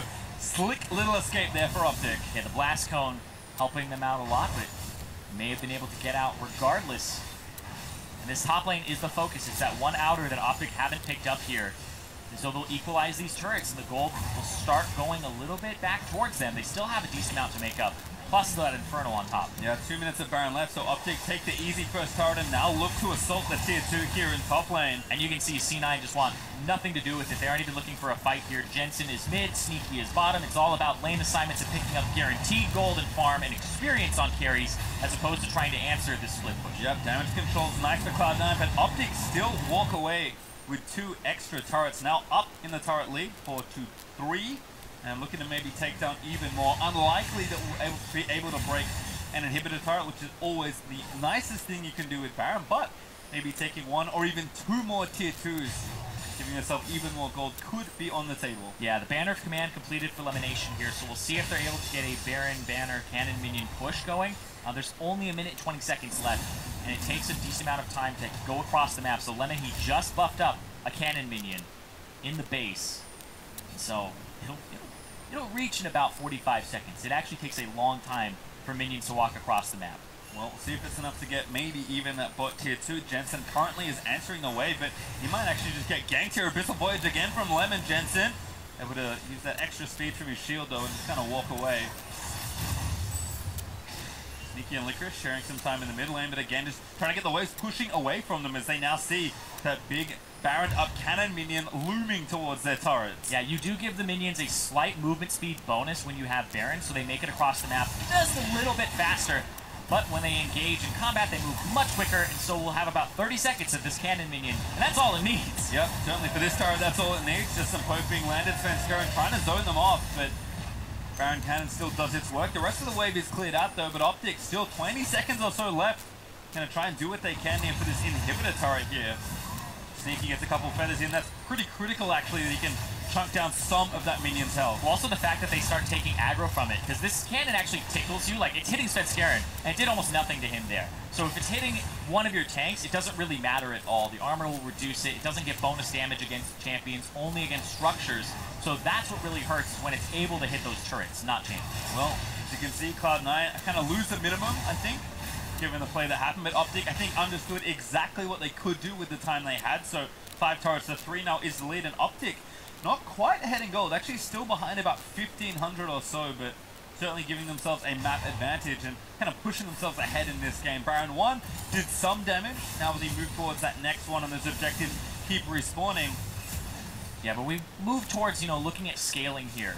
So we look at the GP. Definitely does a lot of work in team fights, and the longer that Licorice gets to farm up and get these really kind of expensive items, these big ticket purchases, he's going to be feeling better and better. And with the Karma behind him to shield him, it's going to feel really good. So the scaling slightly favors Cloud9 because the Draven doesn't really match the Xayah, and the Azir, though, is kind of the thing that's holding them here. That power of evil, as he scales up, he definitely becomes a force to be reckoned with. I think he still has the highest amount of gold in the game. He actually just got passed by Sneaky just barely by about 100. Yeah, it's certainly close. Licorice also continuing to print that money. Actually has a huge CS lead with all the free time he's kind of had in these side lanes as the game has slowed down a little in the mid game. But as we have continued to chart the course of these carries, 3 items apiece as the Void Stuff finish for Power of Evil, and that Infinity Edge we talked about earlier now done for Sneaky. Is Cloud9 on the offensive actually, trying to poke down some damage onto this mid-tier 2, but Optic ready to answer. Yeah, they realize that they have the advantage here in terms of gold, but you always have to watch out that Ornn can start a team fight when there's a split push from the GP, and you can see Zig has grouped with the team just to see if they were going to go for an engage, but he's going to go off to the side now. Yep, 3-item Licorice mowing down waves in the bot side, had his ult and TP, but Cloud9 don't want to take too much of a risk here. Baron is respawning in 1 minute 35, Cloud Drake following in 1 minute 10, and of course Elder will follow pretty soon after that. They kind of, unless they take it insanely quickly right after respawn. So certainly a lot to look for here as the game pushes later. Not even 30 minutes through, and it feels like so much has happened already. Yeah, and that 30-minute mark is really where I like to check in and talk about Gathering Storm, because it's something that I don't really care too much about it in the first 10, 20 minutes of the game, but as it goes longer, it definitely matters. And there's only 2 Gathering Storms in this game. Arrow and Sneaky each have 1, and then right now when it hits that 30-minute mark, it'll provide them with 29 attack damage. So, not huge just yet, but if it goes longer, we'll see. And Acadian looks like the target. He's the target, does get stunned, but remember, he's got the Ragnarok. He's got an easy way to get out of Svenskaren's ulti, so bluff called there by Optic as C9 try and poke down the jungler. And you saw Acadian was going to play reactionary there. Instead of preemptively ulting so he can't get pulled in, he was waiting for the ulti to be put on cooldown, which right now, I love that because there's 30 seconds before that Baron. If the Skarner goes for that, then he doesn't have it to pull one of your carries later. Well, we're counting QSSs as well. Lemon does not have one, but both Power Reveal and Arrow do. So kind of the juiciest targets are safe from the Scorpion. But Cloud9, of course, you can always find a pick with Skarner, especially given how much damage Sneaky does at this current juncture. So Optic playing hard left side right now with Baron up in 10 seconds, and Licorice is just trying to make somebody come down here and play with him. Yeah, and it looks like Zig is going to try to answer, but Licorice is still in that spot where he's just doing really well for himself. Svenskaren again, looking for the stun, lands it in onto Acadian, but damage is enough. Ragnarok popped, they'll trade ultimates. As the sting did come out from Svenskaren. That means they don't have it for this Baron if it gets started up in just a moment here. Cloud9, though, I think using that to get some ground here around the river and push some vision in. They don't have anything just yet, really. 3 great controllers for Optic, giving them vision in the area. This Sun Turret also causing some problems in the mid lane, but it will not last long. Well, Arrow's off on the side lane, so they want to hard engage. They want to go for picks. Who's looking for him? Finds the recombo, finds 2 of the knockup. Power Reveal gets shut down by the Xayah. And that turret just melts in the front side. It's only a Sun Turret, but Cloud9 get a clean pick with the Draven in the top lane. Yeah, they had a slow push coming in from the top lane. It was a stacked wave from much earlier, and somebody has to answer it from Optic. They answer it with Arrow, and he doesn't have TP. He can't actually get to that fight, and so that's when they pull the trigger. Little lazy here perhaps from Cloud9. They look for the bush bait, but there are great wards already that Cloud9 didn't know about, as they will look to move in and take those out. Svenskaren, they're running straight back to it. They may even start the Baron, but no, not yet. Now hoping that somebody from Optic comes and checks. TP in as well from Licorice. Just a pretty hard commit from Cloud9. Sorry, that's Jensen, but still a TP used. Fight gonna start. Smoothie did not burn the ulti. Tried to find a knock-up though. Well, right there, it looked like Lemonation ate Acadian. Acadian already ultied, so he won't have it here. They actually use them both at the same time. This comes down to a Baron fight. As they knock here, Smoothie again though finds a double knockup. Suppresses one back in as he's dragged all the way back into the team. That's Zig down. Optic forced to play 4v5. And now they're just going to push them out instead of having to go and do that Baron. Cloud9 pushing them towards that middle lane, trying to route them and get more. Looking for another pick. Svenskaren again chasing, finds a slow into Arrow. Big poke from Jensen. Chunks out some of that Draven's health, and with vision lost here in the mid lane, C9 maybe just run straight back and start the objective again. Yeah, at this point, they can just go ahead and start it up and keep using it for baits. Smoothie, I think he almost has his ultimate again. It's about 2/3 of the way down. And if they're going for baits here, just trying to use the Baron as something to pull Optic in. About 10 seconds on Smoothie's ult. They're going to look for the re-engage again. Smoothie still doesn't have it. Cloud9 trying to catch somebody slacking, sneaky, chunky Power Reveal. Gangplank ult looks to catch a straggler, but does not find one. Arrow, I believe, burnt his heel. Yeah, trying to move faster out of the GP ultimate so he doesn't get caught out. And this comes down to small bits of synergy. And are they going to counter? It looks like Optic, they're just going to go ahead and clear this area of wards. De-ward the Baron for now. Big dance back and forth for vision around this pretty critical second Baron. Optic, they're going to start it. Svenskaren kind of has an inkling. He's going to sweep it up, control it in the back. He knows now. Here's another TP. His TP's everywhere for Cloud9. Yep, Zig. He's zoning. They don't have sneaky here. Jensen's just going to try to steal. Can't do it. Acadian lands a smite. Who can they get? Suppression onto Zig. Damage back in. He gets dragged all the way back into the team and charmed by Smoothie. Comboing into the knockup. Owen will die, but Optic again.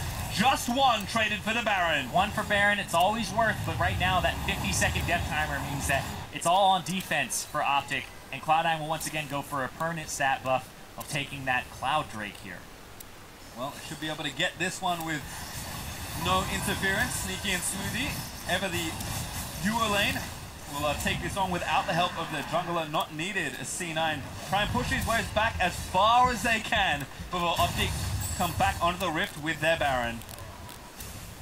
And Optic looks like mid lane for now. Still only a single banner of command. The locket comes through for Zig, so I believe he also upgraded it. So yes, that is the Molten Locket. That's the one, the Circlet of the Iron Solari.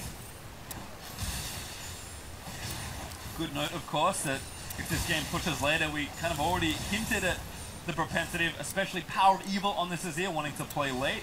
Getting extra items with the on is always nice. And looks like Deathcap is on the way next with Power of Evil. That would have to be my guess.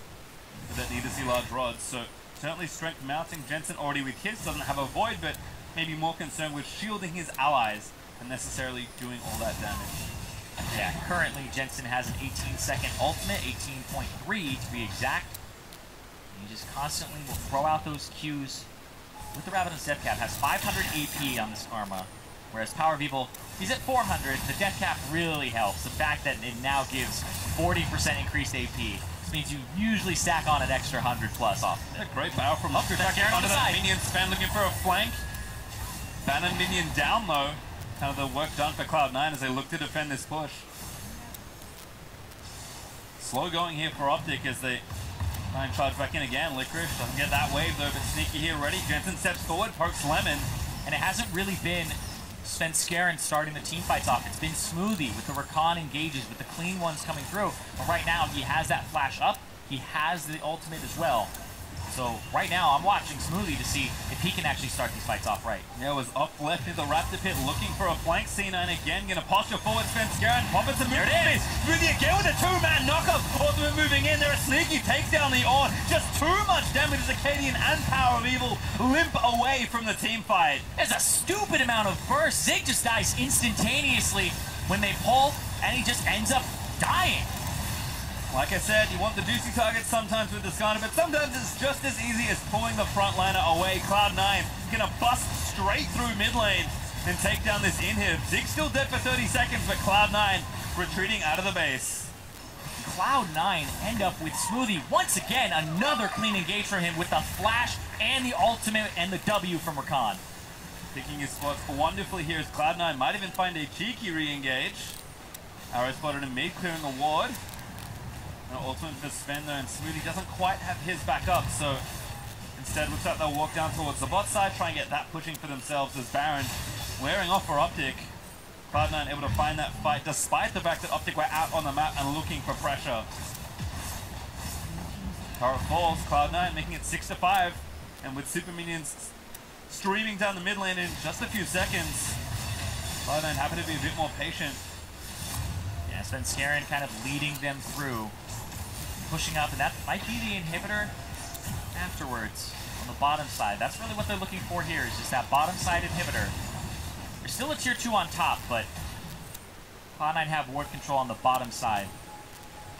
Makes sense. Elder Dragon up next. Of course, Baron will matter, but Cloud9, I think, just thinking with 2 inhibs down, we have full map pressure pretty much. And it's going to take too long to kill the tier 2 at this rate. Cloud9, though, can't find an angle in onto the turret. Optic's Baron power play this time around hits into the negatives.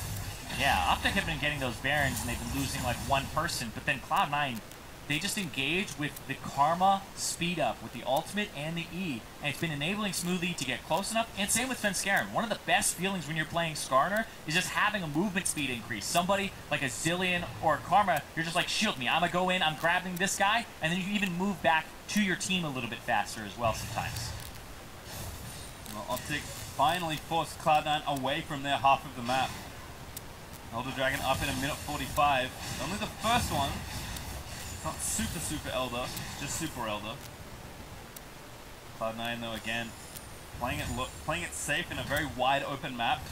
Teams have been pretty cautious, playing their macro game quite well, just trying to make sure they don't extend too far forward. Cloud9 will have super minion advantage in that mid lane, but one inhibitor is generally not enough pressure to really force something open, so I think Cloud9 know that they need to get yet another team fight win if they're going to take these objectives. Yeah, and right now in the game, we just look at how much Sneaky has in terms of items. He's 1.5 items ahead of Arrow, who still doesn't have anything to go through armor. He doesn't really need it that much, but he is being focused down and having to kite backwards. There we go, we now have the last Whisper into the Lord Dominic's regards for him. So he's just 1 item behind now, and Sneaky is still at that enormous power spike. More poke from Jensen, actually pretty significant onto Acadian. Jensen now has the Void Staff to help punch through some of those resists. Cloud9 again just popped the Predator. No, it's the other way around. Acadian, I think, may have used his. Yes, he did. Yeah. Bit of a panic one there, trying to get away. Smoothie again, looking for it. Finds a big knockup again, gets to it. Power Evil with a great ult to disengage. Here's the on-off, though. There's the pull back in onto Warner. They're going to try and take him down, but this time, I think it was Lemon they got that does live through the engage. Yeah, make sure that he doesn't go down, and that's super important because right now those two objectives are coming up. You need your tanks alive. Need your ultis as well. Cloud9 used a couple and did not get a pick this time around. Elder Dragon, though, is up. Cloud9 going to force straight onto the objective. And it's a little desynced from that Baron, about 30 seconds on it. Acadian back out on the map, but they're going to try to focus this down, like you said, Pastry. Enough damage here between Gangplank and Zaya. This Elder Dragon just gets destroyed.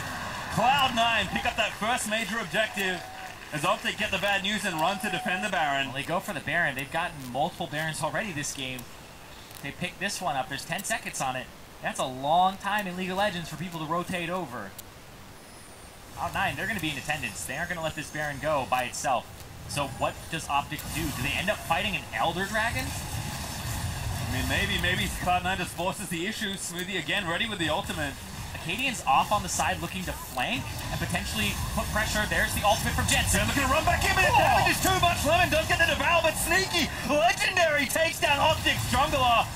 Svenskeren getting chunked by Power of Evil, but Zig basically dead as well. It's a huge 4v5. These tanks are not tanky at all right now. It's not because they're stats, because they're just being ripped through by Sneaky and the damage from Jensen. Licorice mid, pressuring down as Cloud9 know they can win a 4v4. They're going to push them. They're going to say, all right, Licorice, try to end the game. There's the flank from Svenskeren, even though he's low. Fancies everyone going to try and juke the on. Ult, he does not do so. Gets knocked up on the edge of the hitbox. Power of Evil going to try and chase him down, but Licorice is still trying to end the game. Lemon dead for so long. He takes down a Nexus turret. He's going to make it 2. The Nexus is exposed and Licorice just has to feel like, has to back away. Though the inhibitor respawns, so he can't end the game. Feels bad, man. Does flash through the base gate. Needed to get out. The minions, they have no purpose. They can't hit anything. It's a sad day indeed for minions everywhere. But Cloud9, they'll take that. They took 2 Nexus turrets, so get a Baron off it as well. And finally, take a Baron away from Optic.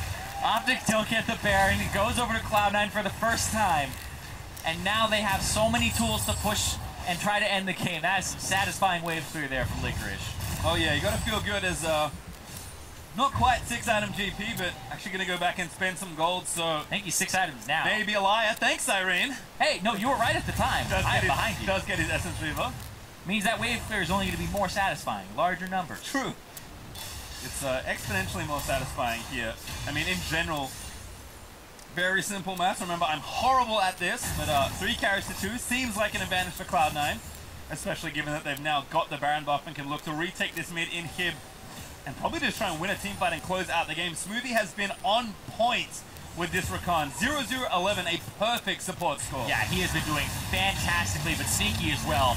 Whoa, that's a huge on-off. Finds 2 for the knock-up spin. Getting healed by the Redemption. Smoothie chose one in, but that's a mistake. This gets demolished by Power of Evil.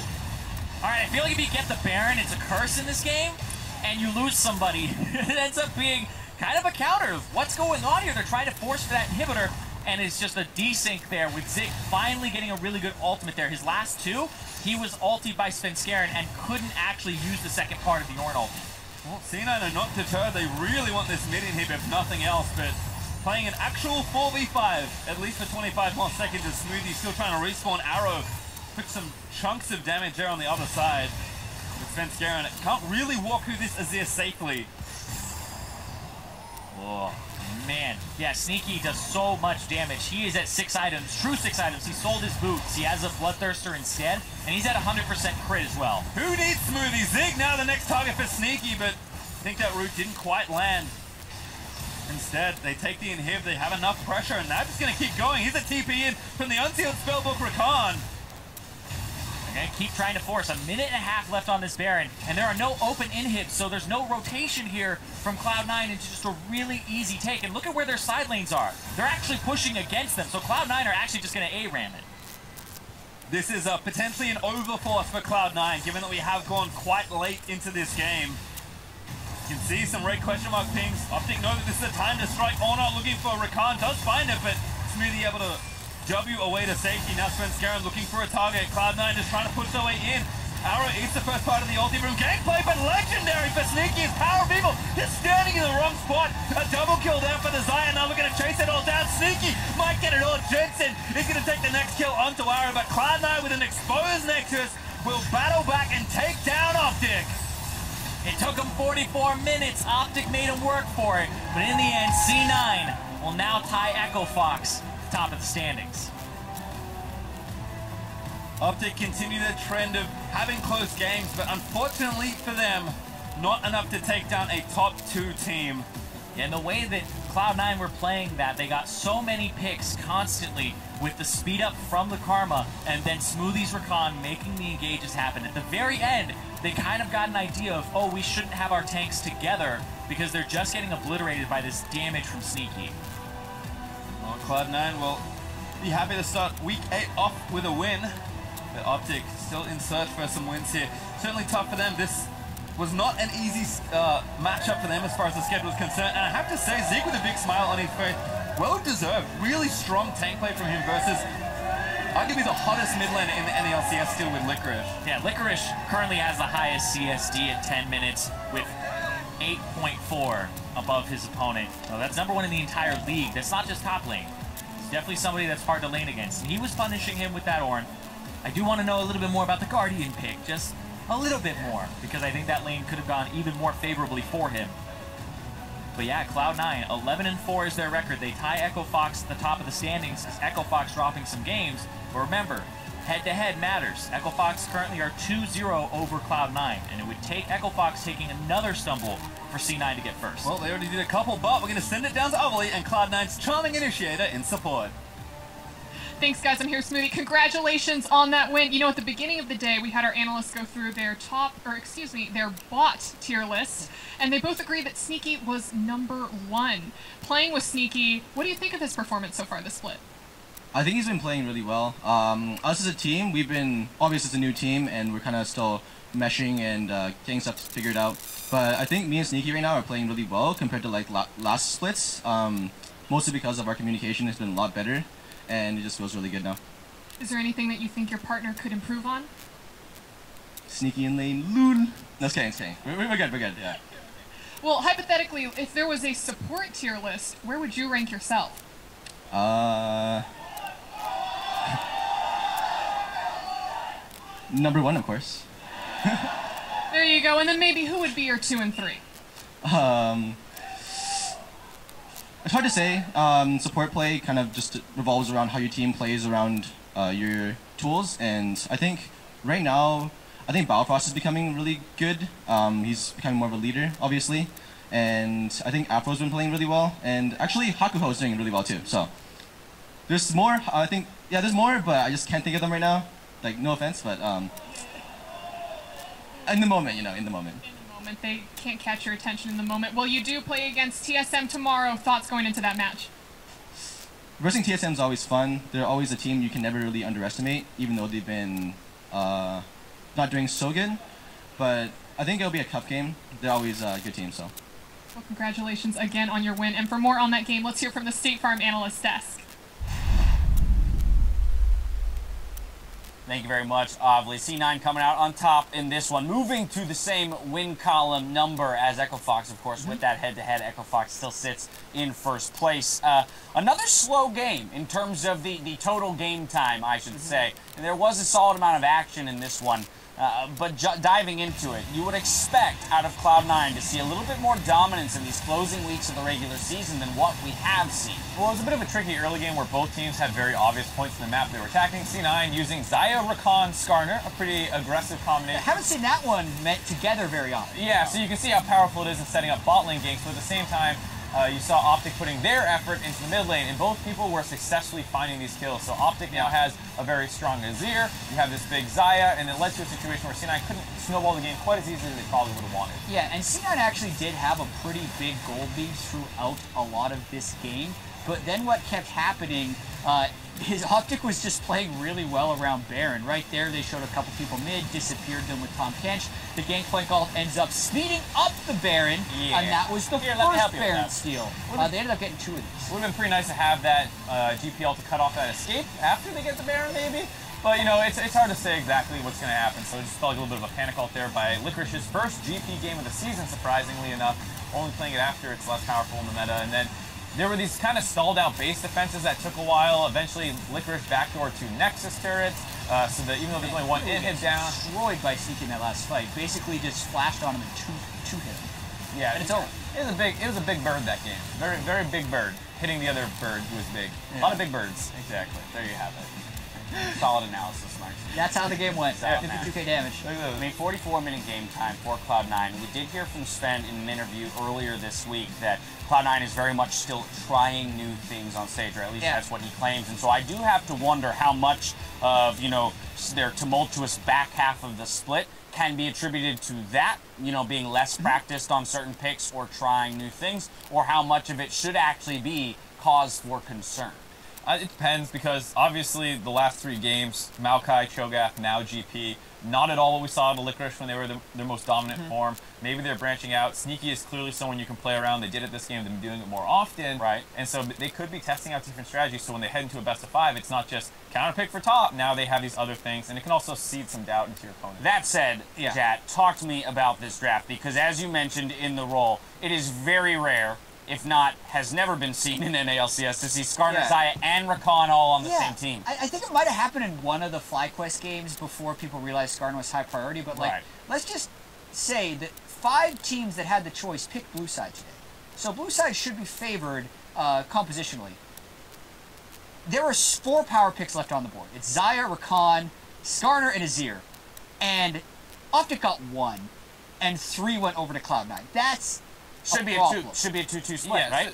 Generally speaking. Or you can change your bands to manipulate it. Right. This is given the same bands. Yeah. That's the thing that is standing out. Because like, oh man, they got Azir, Skarner. That sounds bad. Oh, they got Xayah, Rakan, Azir. That sounds bad. So something probably should have been different in the ban phase. But you just look at that, and it was so hard. The ganks in the bot lane were 100% free. You have Draven down there who wants to stomp, and now he's in a terrible situation. Can't execute on that game plan. And then in the late game, while it was kind of difficult for C9 to close that game out, it was mostly due to the amount of Barons they gave up. They won every single fight. There was not a fight that Optic won in the second half of that game, really. Yeah, that said, for Optic, while they continue to struggle, not technically out of playoff contention still, although looking very grim, I do want to talk about the fight that they put up here, because I think, you know, we do index a lot into the picks they ended up with, saying it doesn't feel like they had a lot of tools, even though in a lot of ways they were actually playing a close game. Well, this is a situation where both teams, I think, actually executed fairly well, and you might even be able to say, to an extent, Optic executed better. As a team for some of the plays, for some of the objectives they got.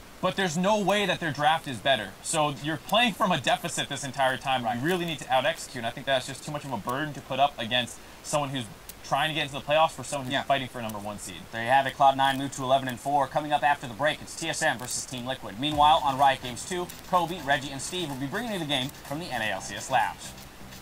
Reggie's into it. Oh man, they're excited. You have a brain today? Brain on. Brain on? Brain. That means no brain. That means no brain in Danish.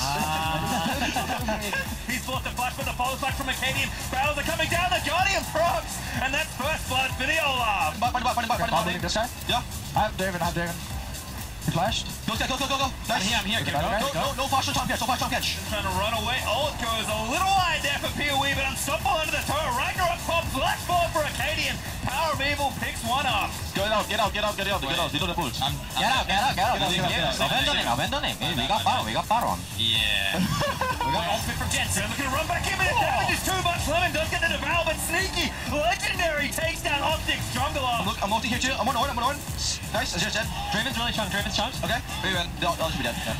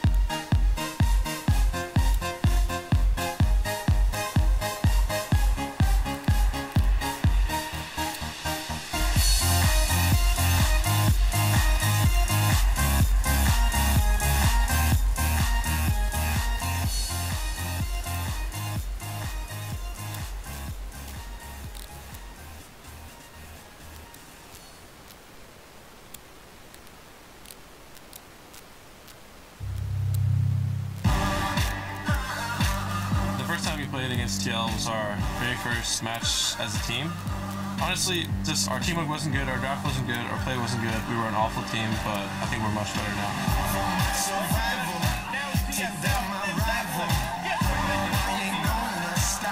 I think for some people, they get really antsy about TSM's reputation. You know, they're on the upswing. They have this huge legacy behind them.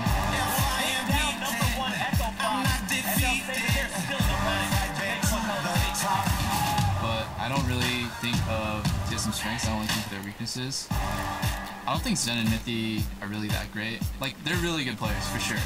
I'm never going to say that they're bad, but I will say that they don't like pull the trigger on plays a lot of the time, and when they do, that's when you see them make a lot of mistakes because they're so uncomfortable doing it. When our ball lane pulls the trigger on a play, I feel like we're really comfortable because we do it a lot. At the same time, we're like vulnerable to getting blown up. I think Team Liquid is just a very easy to read team. They only play around double lift. Not much has changed from old CLG. They stop where they get stopped. If they fall behind, they always lose. They're extremely inconsistent. If the good teal shows up, we'll have a fight. If bad teal shows up, then they'll just roll over.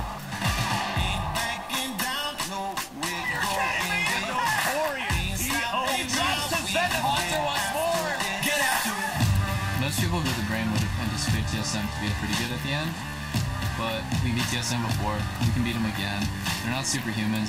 If anyone's going to break their legacy, I would love it for it to be us.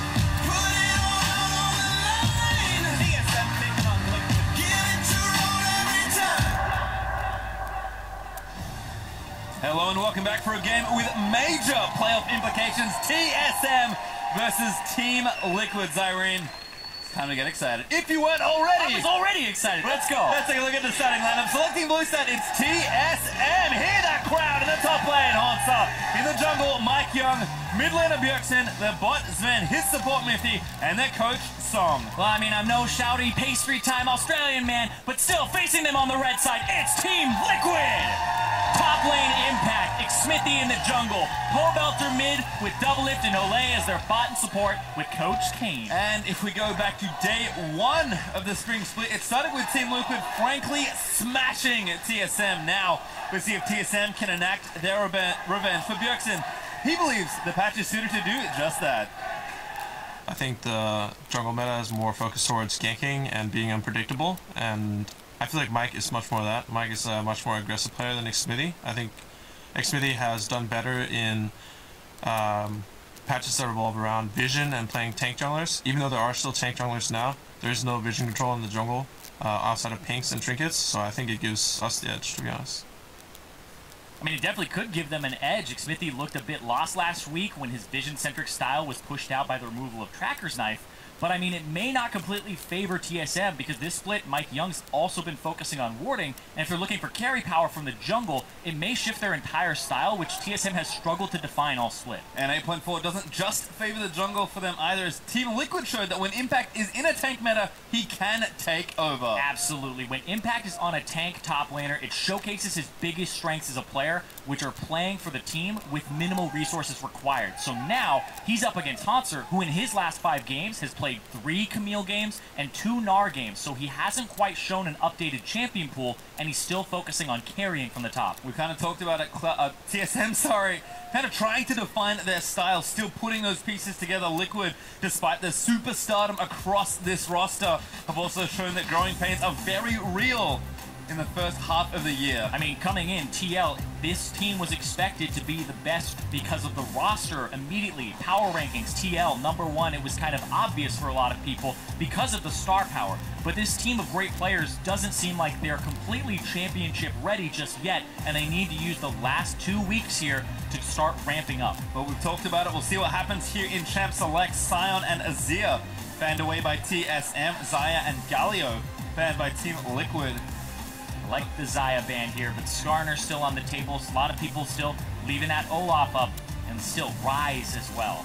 Yeah, I mean, just a lot to think about. That's often the case as teams figure out what picks are the best. Talia will actually be banned away from Pobelter. Yeah, that's a bit of an abnormality here in these pick bans because we're seeing a lot of bans just go to these standard champions, and now there's a lot of power picks left up that the desk was talking about even after that last game.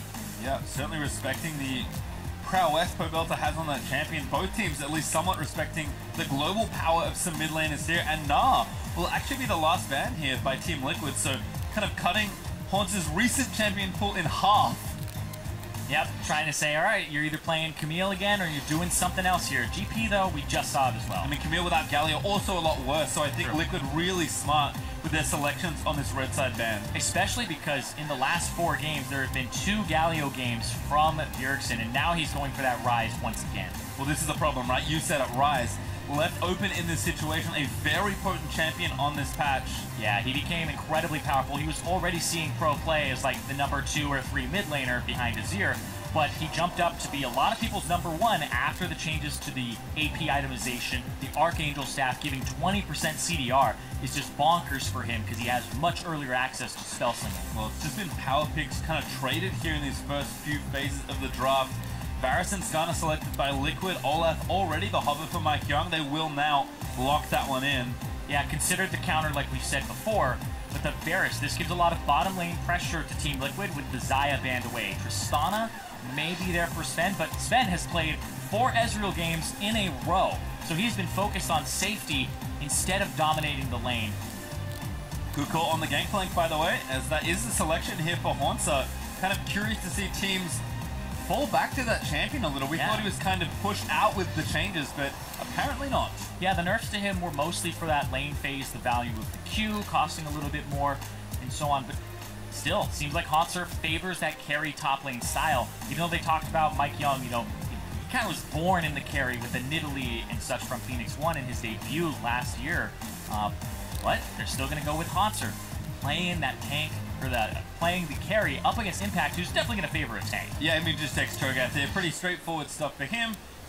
Very solid laner, has a lot of good utility with the Fist, and is a super duper tank once the game pushes forward. So Liquid now, we'll see what they have for this next phase of bans. Kog'Maw apparently on the minds of Liquid as they take that away from Sven. Yeah, I'm actually going to, you know, harken back a bit here. Remember back in the day when Cho'Gath first came out as this top laner, it was actually as a counter to Rise in the top lane.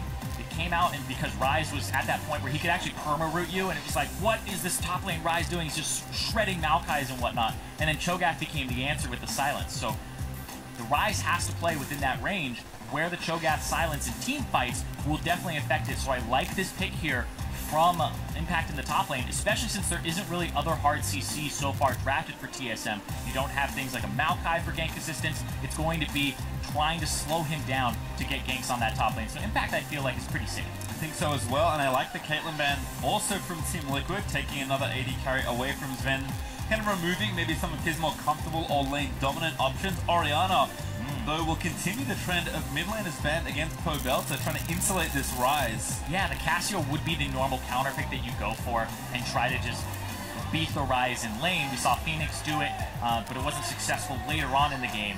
And I don't think it'll be the Zed. The Anivia actually super good. All right, I like it. Anivia here for Pobelta. This has been picking up steam. A lot of steam. It's been played a little bit inside of the Academy League, and I really like this pick. Anivia, personally, is probably one of my top 2 most hated champions when somebody really plays that champion. It's Anivia and Zilean. They disrupt the game so much, and with the changes to Archangel staff, the 20% CDR also really helps her. So building a tier early, we're going to see that here from this Anivia. We're going to see a lot of disruption. We're also going to see Ezreal number 5 for Sven. So I was about to say, no, he's played Ezreal 4 games in a row. This will be his 5th. And in the last 4 games, Nithya has played 3 Braum, 1 Tahm Kench. So now it's 4 Braum. Well, certainly Tahm Kench maybe not aggressive enough for what we're expecting in the bot side from Team Liquid. Thresh is locked in for Olay. Not willing to give up any sort of kind of 2v2 power there in the lane. And they want to have pressure in the bottom lane. Bjergsen said, you know, it's expected they're going to play through bottom lane, especially with this top side of the map looking the way it is. Playing to bottom seems really smart here for Team Liquid because they drafted around it, but TSM, they have to see this coming a mile away. Well, they did, and they take the safe pick of the Ezreal here. Sven's certainly been comfortable on it recently. But I've always talked to some, you know, bottom laners, especially people like Piglet, and they hate Gangplank. They hate playing against it because it affects your lane in the bottom lane. You're winning 2-on-2, GP ultimate comes through. This isn't fair. It's like, oh, this is a 3-on-2. It doesn't count. And that is something that when GP is in the meta, people who love to carry from the bot lane absolutely despise that champion, and TSM have it up against Double Lift. Certainly, I like that aspect of the pick here, but the draft is done. Kind of a fun one between these two as the coaches will shake hands. And Nivea making her appearance for the first time in a while, at least this year. Lord Froggen blessed us many a time last year. True. Not around, unfortunately, to bust that one out here. And like we said, both these teams certainly in the hunt for more wins. They've only 4 games left to play, including this one. So every win matters to give yourself the best possible playoff spot. And it's important for TSM because if they lose here, TL has a 2-0 tiebreaker against them, and that means that it's even riskier, or it's harder for TSM to lock in their playoff spot 100%, whereas TL, it would almost guarantee it. Just a few more things need to happen. Well, we'll see what happens in this game, as that's all these teams have right now.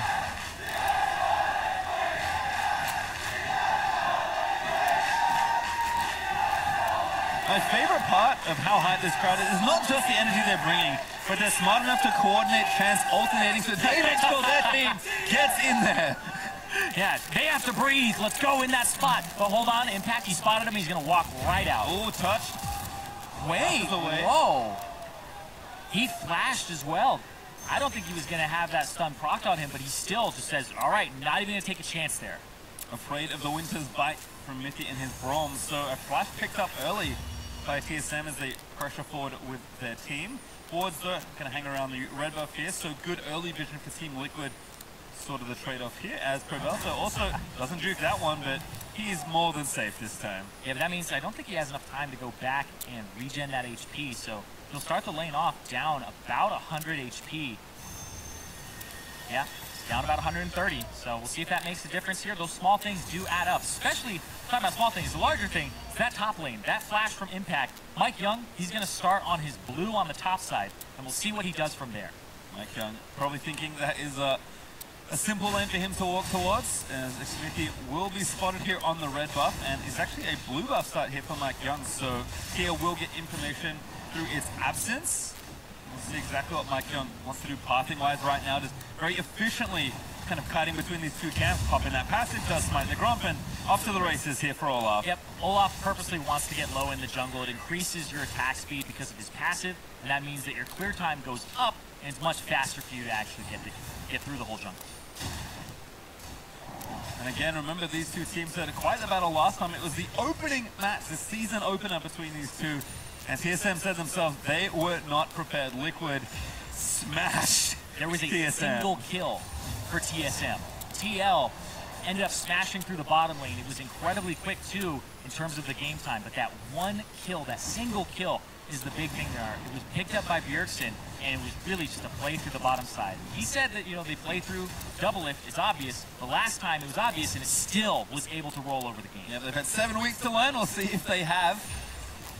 As TSM looking to even up that score here in the season. Hornster.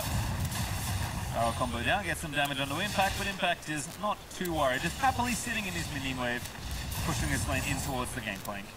Yep, Honster just going for the farm, making sure that he can scale up. And has that Kleptomancy on top of this. So the GP still a very potent pick, and like we talked about before, it's mostly to affect other sides of the map, and make sure that Sven and Nithy can have ways to affect these fights later, and make sure they don't get rolled over, because it was the strat last time. Also, pretty effective against both Anivia and Varus, because they have to kind of stand in that ultimate and then get out.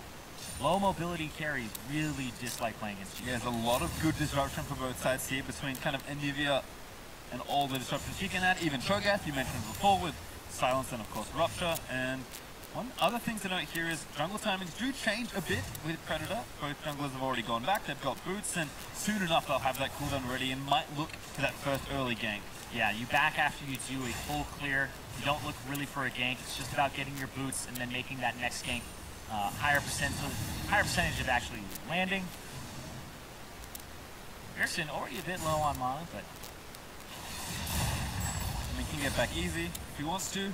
Curious exactly what he wants to do with his early buy, but right now I think just feels comfy in the lane.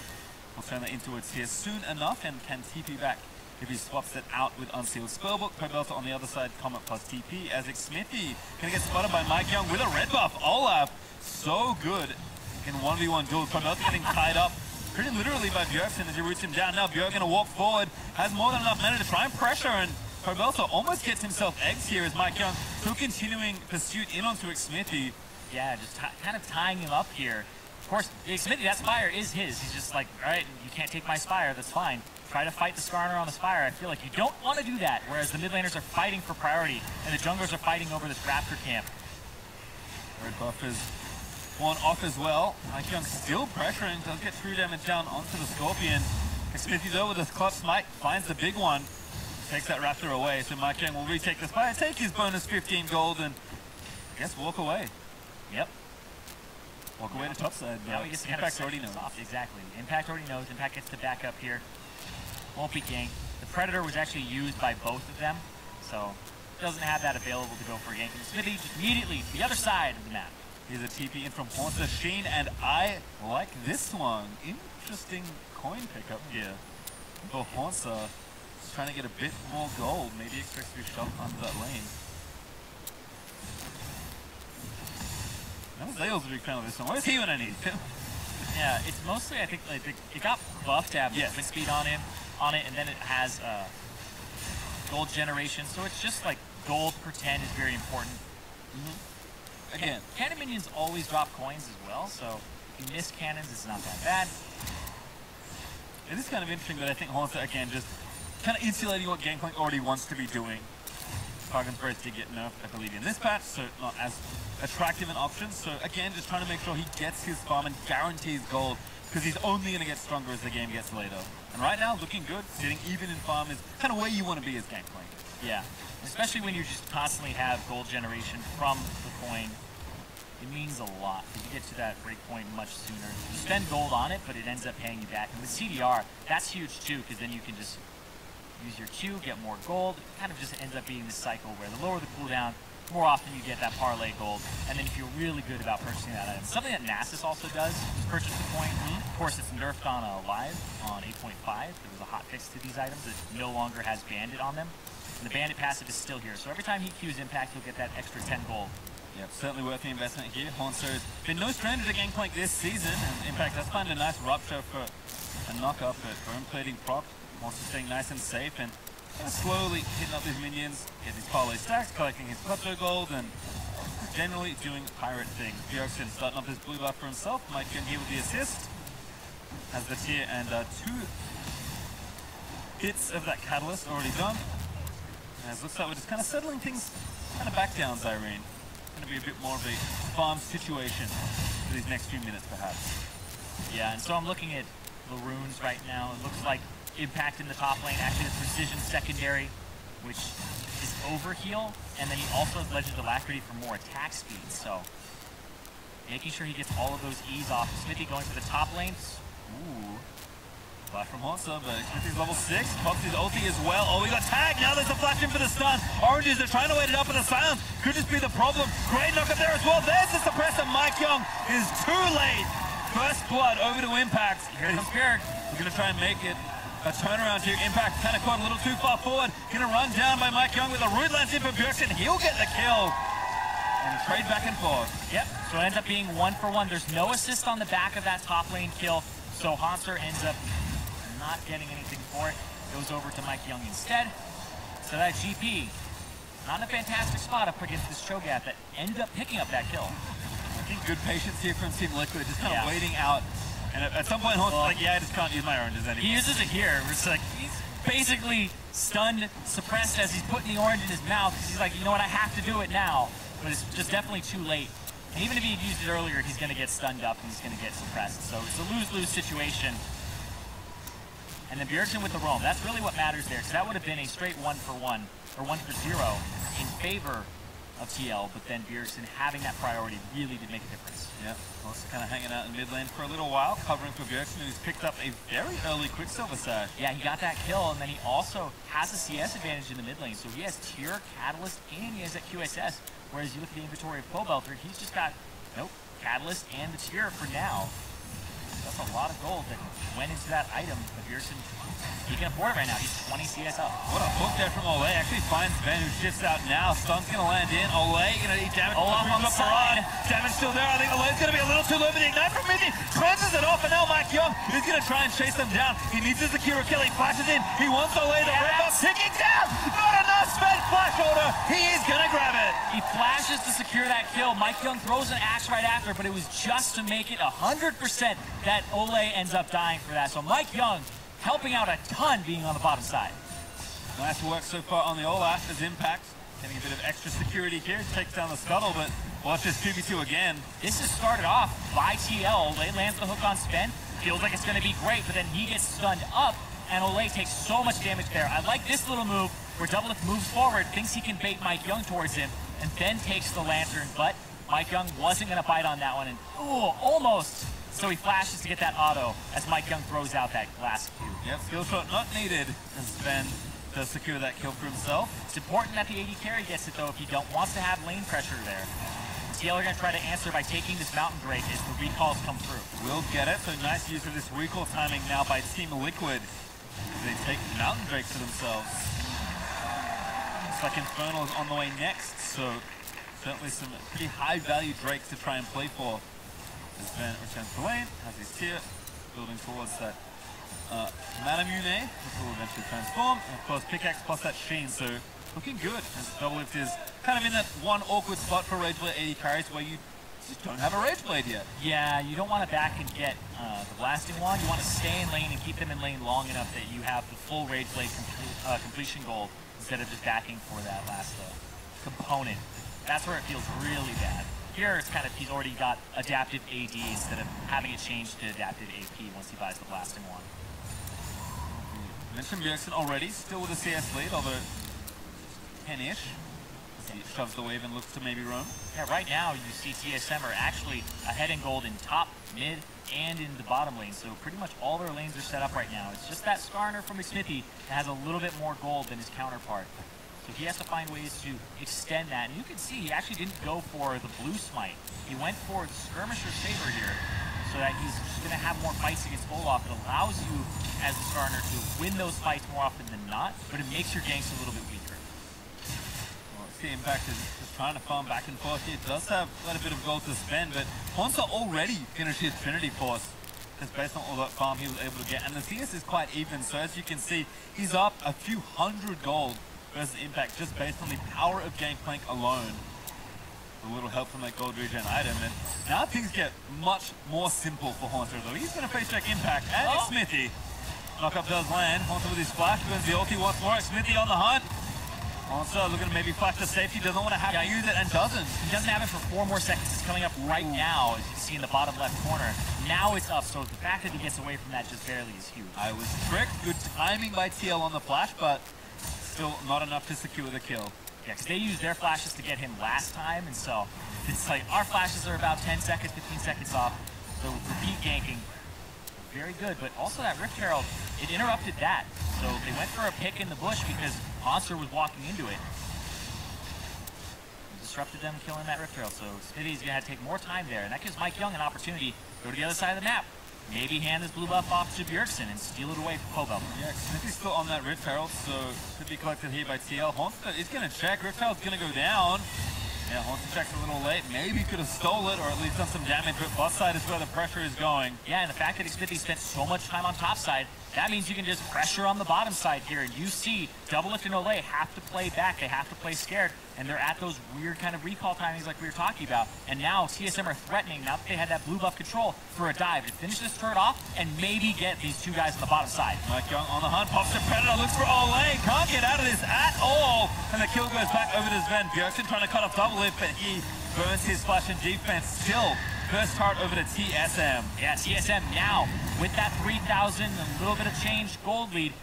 They're going to have to answer TL on this other side. TL going to get that mid turret, though. It's not the first turret. TSM just got that bottom, but TL will even it up. Yep, TL walk back to the store, collect their change, and gold lead's going to shrink just a little here as turrets are at least equalized. Still, early advantage over to TSM, and they're the ones to make the proactive play. The fact that they divided the sides of the map here was very important. TSM got to play to that bottom lane. And that went over to Pobelter there. Yep, blue buff, I think, traded now between the two mid laners, as each one is kind of stolen over. Yep, Bjerg does have the TL blue. Has been, once again, going for Trinity Force here with a Phage sitting next to that chain, so maybe feeling that he does need to be dishing out more damage. On average, I think Ezreal, when he can, loves to go this item. And yeah, I believe in those last 4 games where he had played the Ezreal, he actually doesn't contribute too much to the damage. Sven doesn't. It ends up being a lot of Bjergsen and Hansur in those games, but the Ezreal gives Sven a lot of safety. And ever since even back on his days on G2 and Origin, it was about making it to that mid-late game, right? It was about having those team fights where he really shines. And so far, they've been able to crack the bottom lane, open it up, and now they have this advantage on this AD carry. So Sven, we're looking for him to push his advantage further as opposed to kind of stall it out and wait for fights, which has been something that TSM has kind of bitten them before as they make that mid-late. Yeah, I mean, we also see kind of the same sort of story for Team Liquid as well, always playing through their bot lane. Doublelift does not have a lead here in this lane, but he does have a Rage Blade, so we'll see if he can make use of that very good one-item power spike out of the Varus. A lot of this has been junglers and which side of the map they're on. You can see both junglers have 100% kill participation. Really nobody else on TSM does. We saw 2 go down in the bottom lane, but it's been Mike Young and Smithy versus each other. Bjergsen said, hey, he thinks Mike Young has the advantage because he's unpredictable, and Smithy, pretty standard. Without vision, it's much harder for him to play around the jungle. So far, it's kind of been what it's looking like. Smithy's making some choices that end up being head scratches and trading a bad side of the map. Yep, certainly been pretty relaxed. Otherwise, Vince is kind of taking the kills as they get gifted to him. Bjergsen had that one room, and Horse is playing Farmville. It's down on the bot side. Impact. Yeah, he's in a long lane with no turret. They're TPing the Anivia to try and save him. And Bjergsen's like, all right, now what do I do to get out of this? Impact says, you do not! Horse is going to try and get one down. They're going to look to fight on the Pobelter. True Shot Barrage is going to hit, but Pobelter does manage to flash it still. Impact could be in trouble. Forced to flash away from the Rise. There's so much going on there. Pobelter TP's in, flashes away, and so does Impact, but they only get the flash out of Bjergsen. So that's 3 summoner spells for 2 at the end of the day, favoring TSM. And the timing works out so nicely here as well. Infernal Drake is up for TSM. So sculpting this play very nicely, and look, magically 4 people down here, make it 5 as Mithy rejoins, and that second Drake, and maybe the bigger one as well, Infernal, over to TSM. Yeah, if only it were Magic Pastry. It's the pro play where everybody figures out exactly what they're going to do. They ran across the map to make that happen after TSM had actually shoved the top lane. So TSM were really playing for that Drake. Certainly nicely done. TSM still hold about 3,000 gold up in the lead. Still, Team Liquid haven't fallen further behind, at least in recent minutes. Still looking for a little bit more. Trinity Force on the way for Sven. Has quite a bit of gold banked up, so shouldn't be too far away. And like you said, Hornsa still chilling down in that bot side. Looks like at least Jarum's Fist up now. Maybe that Sterak's for a bit of extra safety. Yeah, the Sterak's is big because it also increases your base damage, which then synergizes with Trinity Force. So the Sterak's Trinity combo actually makes it a very large Trinity Force hit, which then empowers your barrels and your wave clear, so it's no longer the crit gangplank from before, except for later, you get like a PD. But your first 2 items are health, survivability, and having those massive base damage. See, this is why I'm glad you're here, because I actually did not know that at all. Yeah, because Trinity Force doesn't multiply like the damage that you buy, it multiplies your base damage, right? It does 200% more, and then Sterak's increases your base damage, and so that's how it factors into the Trinity Force. Now I just think you played too much, Camille. Yeah, actually. Too much analysis of Trinity Force. That was actually why. Like, I wonder if this is actually worth it. Just get big, nice, big Precision Protocol number 2 kicks in. Ooh, look at that Trinity Force for Sven. Oh, hello! Catch the hook there from Mike Young in the Ragnarok. Feels good, man, as Olaf. That TV, yep, cancel that one away. It's another teleport off a swift play from TSM that gets canceled from TL, and that's going to be that turret getting pushed down, and I don't think there's an answer here. They aren't in position from Team Liquid. Sometimes it's just a little too fast and or furious as TSM able to take down that top turret. 2-1 now as they lead the turret score and keep growing that gold lead. Team Liquid, who've seen this story kind of out of them before, if they don't get an early lead, they do tend to squander the game away. Yeah, but they do have a lot of wave clear. Trying to push and end a game against Anivia is always rough, but right here, Impact looking for Bjergsen, who has no flash. Got him with the tip. Rupture comes in. There's a stun land, but he actually QSS out of it very quickly. Bjergsen gets the shield back with a combo, and here's a surprise. Hornsa, Oh, he doesn't get the Q. Dodged out by Hornsa, who's continuing to do damage. And everybody's just running around trying to get there. Mithy used his teleport, and then he swapped it for Cleanse. He was like, all right, here comes the TP in mid lane to maybe join. He's like, okay, canceled, throwing a new summoner spell.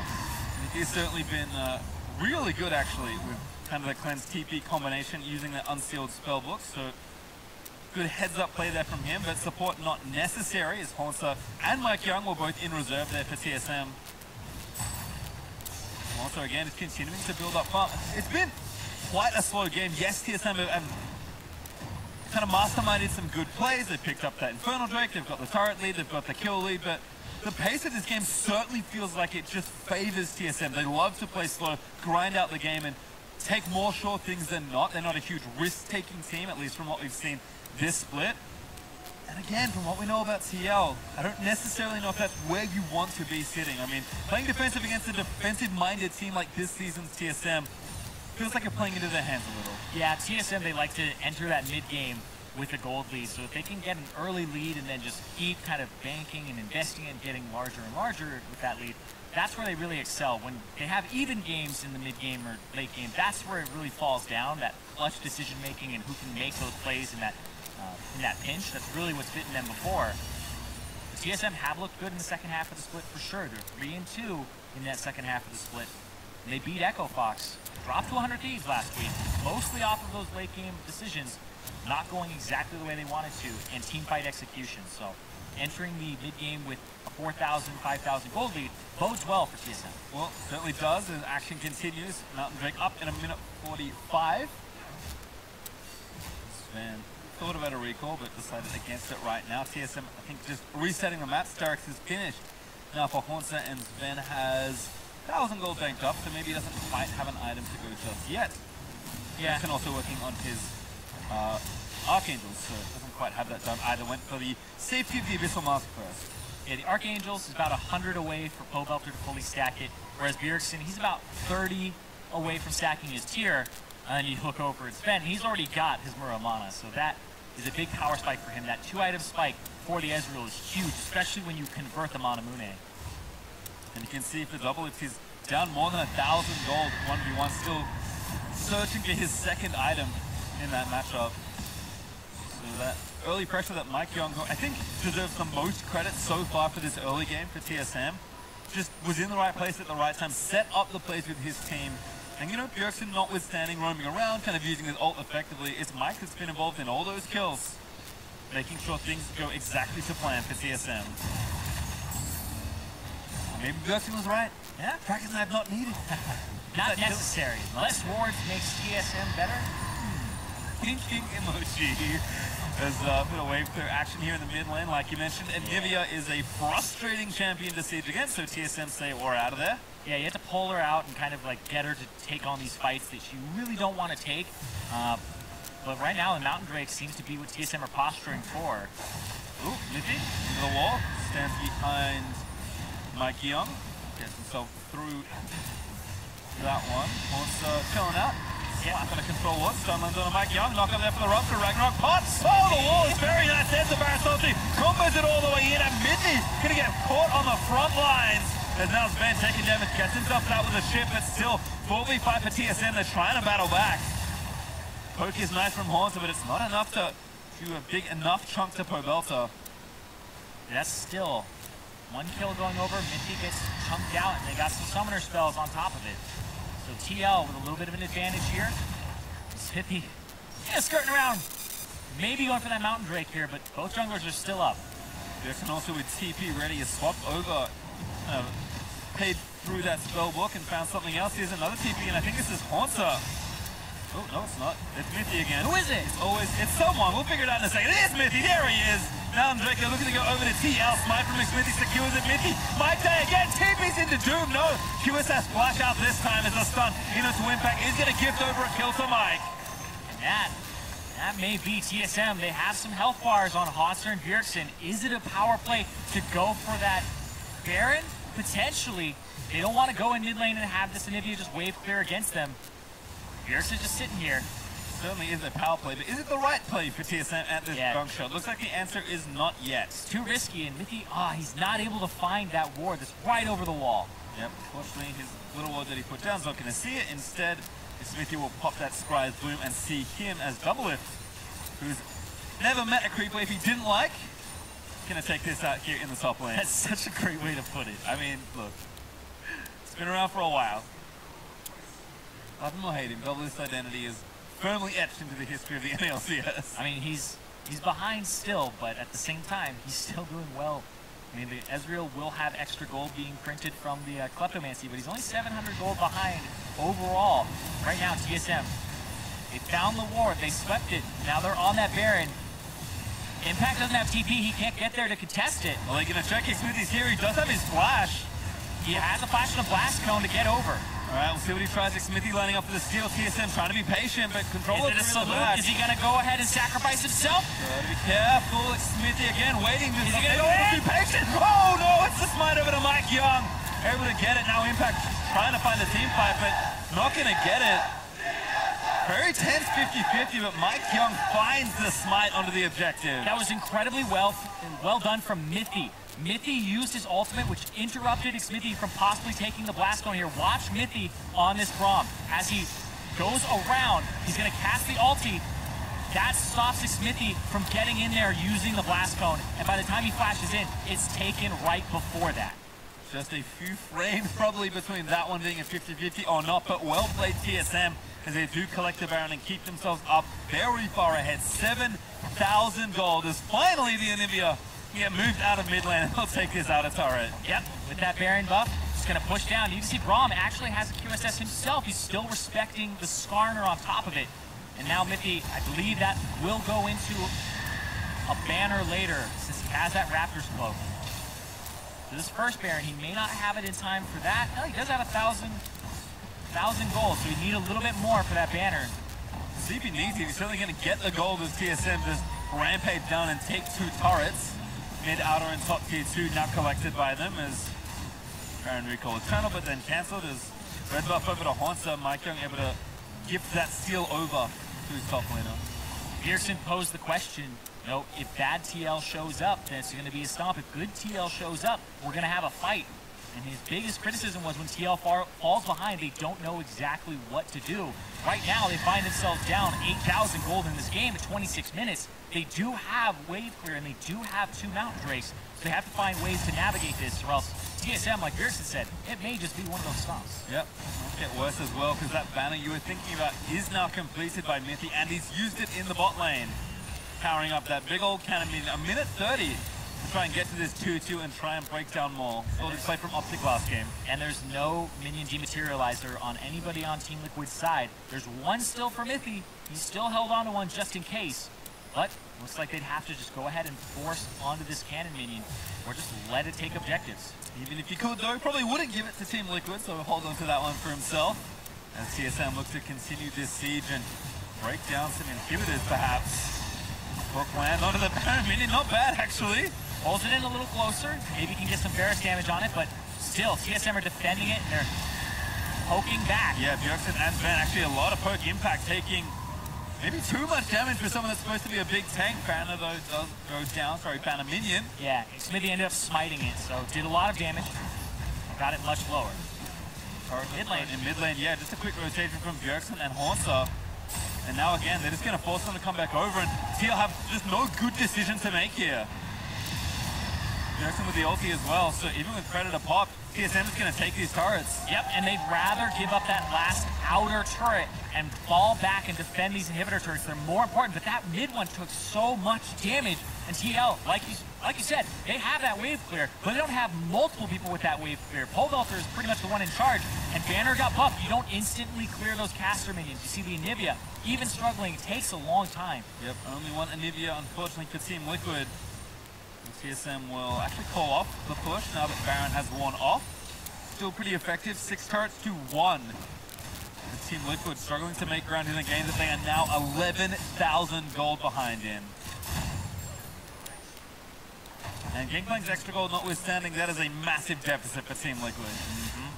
Here comes the rise. Surprise! It's just Bjergsen. Impact now gonna be in a pretty unfair 1v2, rooted down. Probably forever, and goodbye Impact. Bjergsen able to get it. And they'll push this top side as well as the bottom at the same time here.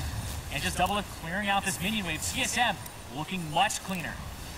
Well, Haunter's going to get chased down, but no chase really coming as TSM. Like you said, 3 men in the bot side. Probosa probably enough to defend on his own, especially with Baron being gone, but Team Liquid still forced back up against the bricks of their own base.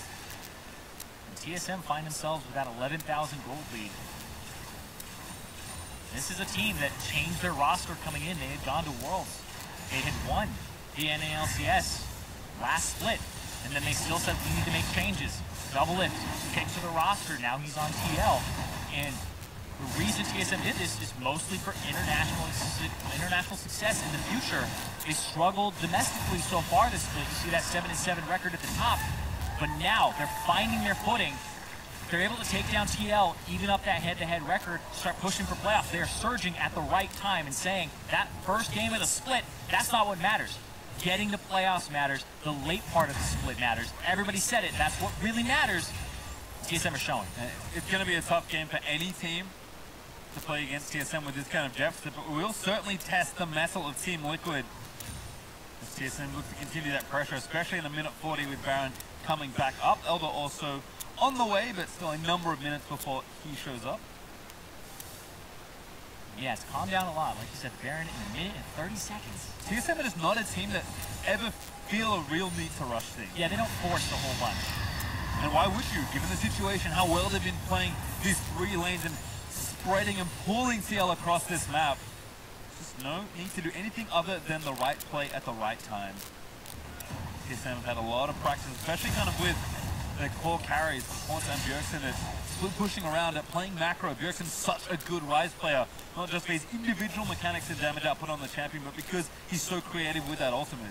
We talked about how Haunter is another carry for this team. He's been playing the Camille, the Gnar, even though everybody else is saying, hey, it's a tank meta. He Flame Horizon Impact at the top lane. He's got 100 CS plus over this Cho'Gath. He's 2 levels up over him. And he's almost level 18, as you see in the bottom left-hand corner. And now he's going to get ganked. Yeah, now he's in a 1v3. Doesn't know it yet, but now going to get some damage in onto Impact. And Smithy's going to say hello. Oh, no! They tried to do the combo, and they didn't click the buttons properly. Ooh, you got to hit the R first on the Scar, but even then, the orange might come out there. Now I just want to see, now I'm sad I didn't get to see that interaction. I like the attempt, certainly, from Team Liquid, but Haunter's like, all right, well, you didn't kill me, so I'm just going to keep going. Yeah, he's becoming a monster. Stunned forever, Span on a killing spree. As now Bjergsen going to ride the rest of the team in. This is it. They're going to try and end the game. Double it. Forced to lash out, but he's still tagged by Brawl. Ragnarok, Mike Young just going to slaughter him as Bjergsen takes down Pogoth on the left-hand side. Team Liquid lose 3 in a heartbeat. And TSM, they're going to start forcing this turret down. Remember, it is low. And now it's dead, as they've got more than enough health to tank it up. Inhib going to go down in mid as well. Baron is back alive. Bjergsen has found Impact. He's just going to tie him up. He's trying to get the wave. Impact. He tried to flash. He grabs the wave, but they take him down. Bjergsen on a rampage, and TSM is still going. That's still 50 seconds on Impact. TSM, if they have the damage, they can end the game. Well, Mithy going to tank up his first few shots, but the wave is here. TSM are going to go for it here. Nexus Turret 1 falls down. 14 seconds on double lift. 30 on Impact. As Smithy going to try and fight him out. I like the attempt. Flay into the fountain is not enough to kill Haunter, and Mithy will protect his team to take it down. The Nexus will be claimed by TSM as they take down Liquid in the rematch. A crucial victory for TSM. They needed to tie up that head-to-head. They now have 1-1 against Team Liquid, and they are even in the standings at an 8-7 apiece. Like you said, TSM finding their rhythm, surging at the right time. A lot of teams, you know, have made lots of changes in 8.4, given how many changes were put into that patch. But TSM are a team that, ever since they found, I think, the formula that worked for them, they have stuck to it, right? Bjergsen, sideline pressure, global pressure, especially on the likes of Rise and Galio, is where he's shone. Safe bottom lanes that scale well and can kind of play towards the strength of mid and late. And Haunter just back on carries, and then just give Mike Young something he can function on and make pressure. TSM's form has been pretty obvious, but it's working out. Exactly, looking in top shape right now. The fact that they're still having Haunter on carries, Bjergsen is playing pivot so he can go to other lanes. You talked about the Galio, banned away, he had played it as well. And the Rise, using the Rumble to get into these fights and help Sven and Haunter scale into the game. It paid off in spades there. And I don't think, again, we've given him maybe as much credit as he deserved, but Mike Young, that was a game I think that was firmly on his shoulders at least in the early game. He was doing great work in the early game to get the ganks happening, to apply the pressure, and then in mid to late game, just run, like doing what all AD carries hate. Running at you with as Olaf, like there's nothing you can do. You talk about gameplay ult being a problem, how about a moving gameplay ult that kills you faster? Yeah, the fact that he's able to make it down there to the bottom lane, that's one of those things that kind of is a result of less vision in the game. You can't track the Olaf, he gets to just Predator run at you in the middle of the lane. And he picked the right targets too, he played them correctly, wasn't juked out by the Lantern, and then that really set it up. They really made it so that Ole and Doublelift couldn't really get much in this game, despite picking the Varus for themselves in that first pick spot for TL. And then I guess that's a question that will maybe take some time to answer, but for me it's just, TSM looking good when they play their style, but what happens when they have to adapt? Yeah, but right now, they don't have to adapt. Certainly They're not. all playing that same style. One of the best ones looking just fine. We're going to send it over to Double and TSM's Rune Mage in the mid lane. Thanks, guys. Bjergsen, congratulations on that victory against Team Liquid. How does it feel to get revenge for the first match of the split?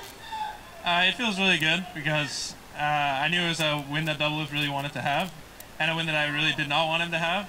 But I knew that the beginning of the split was going to be rough for us, and that this second time around was going to be a better match for us, and it did show. And I mean, it looks like you guys have really improved over the split, kind of speaking to that TSM mentality of making playoffs. And I wanted to ask you a little bit about how does this version of TSM that played today compare to the TSM that we saw day one? Oh man, it's a lot better. I think the biggest thing was just figuring out how exactly you want to communicate, who wants to say certain things. In the beginning, everyone was kind of playing based off intuition and also playing based on how they worked in their previous teams and what their roles were in their previous teams. But once you bring new players together, you have to re-figure out all those roles and who's going to say certain things. And it felt like as soon as we addressed that, that's when we started getting cleaner and cleaner wins. Is there maybe anyone on your team that you want to maybe acknowledge their progress, who you think made some excellent strides this split? I think Mike is the most obvious one because I feel like he had the least amount of experience before, so he also had the most possibility to learn, and he did show up and he really did learn. I was surprised to see how he could just pick up a champion like Olaf, who recently became a more popular pick, and just crush on it so fast. He is really confident when he plays, and we're just trying to allow him to kind of play the Mike Young style. And I think that this new patch with Red Smite, Blue Smite junglers, it's really the Mike Young patch. I'm glad to hear that about him. Will you guys play against Cloud9 and you against Jensen tomorrow? What are your thoughts going into that match? It's not going to be easy. I think that the game is so team-based, I don't really think about this Jensen and I rivalry or storyline really anymore. I think last time they really just crushed us on a team level, even though I managed to create some early leads, so it's just going to come down to team play, just like most games are right now. But hopefully I'll contribute more to my team than Jensen will. Well, Bjergsen, congratulations again on your victory, and I wish you the best of luck tomorrow. For more on that game, let's hear from the analyst desk. Thank you very much, Avli. TSM picking up the victory, getting revenge over Team Liquid for handing them the first loss of the season. Moving to 8-8 now, tied in the standings as well. I mean, that's a pretty picture to look at moving towards those last 3 games of the season. Yeah, man, and the perfect answer to the day one loss that they had to Liquid, where Liquid beat them in the very fast snowbally Liquid way, and then TSM slowly had an advantage and kind of grinded them down to what was a very solid win, even if it was a lot slower. But that's the way TSM wants to win, I think. All right, that said, taking a look at Champion Select, we did see, for example, the Anivia coming through for Team Liquid. Heard some thoughts from Steve himself on the lounge stream as to why this is coming out. Tier is a strong item. But I want to get your thoughts on the compositions put together by both these teams. The way that they got to the Anivia pick is what's interesting to me, not the pick itself, because TSM took GP with their last pick in the first draft phase. Blinded it, which is something you don't see that much anymore. It's still susceptible to a lot of counters. Talk about Gnar, Camille's, Vlad's, take your pick, beat it up somehow, but you're playing against Impact, who doesn't really do that. And when you combine the GP with the Ryze first pick and no solo laners taken by TL, they can only draft one and then the other one will get banned out. Yeah, it was really interesting, and I liked how TSM kind of called Team Liquid on this, because we've seen Impact play Camille and Vladimir, and Team Liquid hasn't looked good. So they're saying we must put him on a tank. And then they needed to actually make sure he was on at least a serviceable tank against the Gangplank. Otherwise, they'd be hitting ban phase 2. And that then also hurt Pobelter. So, like, pretty much by TSM picking Gangplank there, they forced 2 matchups to be worse for Team Liquid. All right, so that's very intelligent, analysis done by TSM to know that they could force Team Liquid into that position. By the same token, this is where Impact as a player is hindering his team if he's not giving them the option to say, hey, when they pick GP, I'll happily play a Camille into it. And it results in the in-game strategy being a little bit questionable to me, because it's fine to try and hold down a GP in a carry versus carry matchup or one of the snowballier ones, but the kill with a choke gap isn't going to result in too much, and as well as the fact that TSM was playing around the weaker early game was a huge deal. Yeah, and then you think that TL would want to play around the bottom side, because when their bottom side doesn't win, they lose the game. And here, after all of the shenanigans that happened top lane, Mike Young just passed down bottom with Predator gank on Olaf, and they, even though it wasn't the cleanest kill, it had to use Ben's Flash, that gives them what they needed to break that bottom turret open. Right. And from there, it felt like TSM didn't really relent the pressure, even if Team Liquid got a few mountain picks. Yeah, they were able to find a couple pickoffs on CL's side, but then this dragon that they do shows that they're not super coordinated in what they want. So Impact kind of ends up in the middle of the team, still running forward, gets his Braum passive stacked. He's the only one, the only tank in the front, so it's very easy for the 3-4 ranged members of TSM to focus them down. And then their vision control around Baron was perfect here. They actually find that pick off, and this is what's going to be the game-winning fight for them. Baron's not even up yet, and they find that kill onto Smithy. So here's my question to you guys. Do you believe that this is a continuation of the steady climb for TSM? I think it is, and I also think it's a beautiful continuation of what's been happening with Team Liquid, where there are so many really good top laners in the league that can play carry matchups. And even though this is more of a tank patch, reaching back in time a little bit to go for the nerf gangplank, we've now seen a couple top laners do, and they're showing it to still be viable. So if teams continue to use this as a blueprint to fight Team Liquid, it's pretty worrying for them. The problem with GP was that he always got countered, but now that tanks are more prominent, GP was always fine into tanks. Yeah. They could kill him once or twice with their better gank setup, but there was never a point where it's like, oh god, now GP's screwed in the side lane the whole game, which you sometimes hit with the carry versus carry matchups. So yeah, take the GP, make him play a tank into it, that's fine. They still got their Ezreal Braum lane. Like, every single game for TSM, it feels like we're seeing spend on Ezreal, and they keep taking bot turret first, which is really, really impressive. That was his 8th Ezreal game. Yeah, it's not a pressure lane, and yet they always find ways to win the lane. Yeah, it's definitely not over for Team Liquid in the sense that this, yes, it's a tough loss to stomach, and they are having a struggling second half, but very much still in position to snag a playoff spot. On the side of TSM, though, in talking to Bjergsen there, he pointed out Mike Young as being one of the major improvements over the split in terms of growth for a player. What is our feeling there of his performance and how he fits into this Mike Jungle meta? I applaud TSM for so publicly defending Mike Young. It's constantly. the Mike Young patch. Like, they have been saying Mike Young, like, oh, Mike Young meta, oh, Mike Young carry, Mike Young's finally smurfing, for like 2 months. And it's good to give him the positive reinforcement, but I take it with a little bit of a grain of salt. Like, he played really well this game, but he has had a very spotty split. Yeah, it's been the case where they keep trying to push, like, this is the patch for Mike Young, and maybe this time it finally is, with a little bit more skirmishing champions, a little bit less vision control, more aggressive smites, maybe, but I want to see a couple games in a row. As a refresher, we're going to pull the standings up, just because with this victory here, both Optic and FlyQuest have been eliminated from playoff contention. So, still 3 spots remaining to be snagged, with 5 teams in contention for those spots. Yeah, and technically CLG... I knew you were going there. ...could happen with Team Liquid or just keep saying it, man. TSM. Will it? No! It will not. It's going to happen, guys. It's going to happen. All right, we've got one more game before we call it a day. 100 Thieves versus Golden Guardians is coming up next after the break.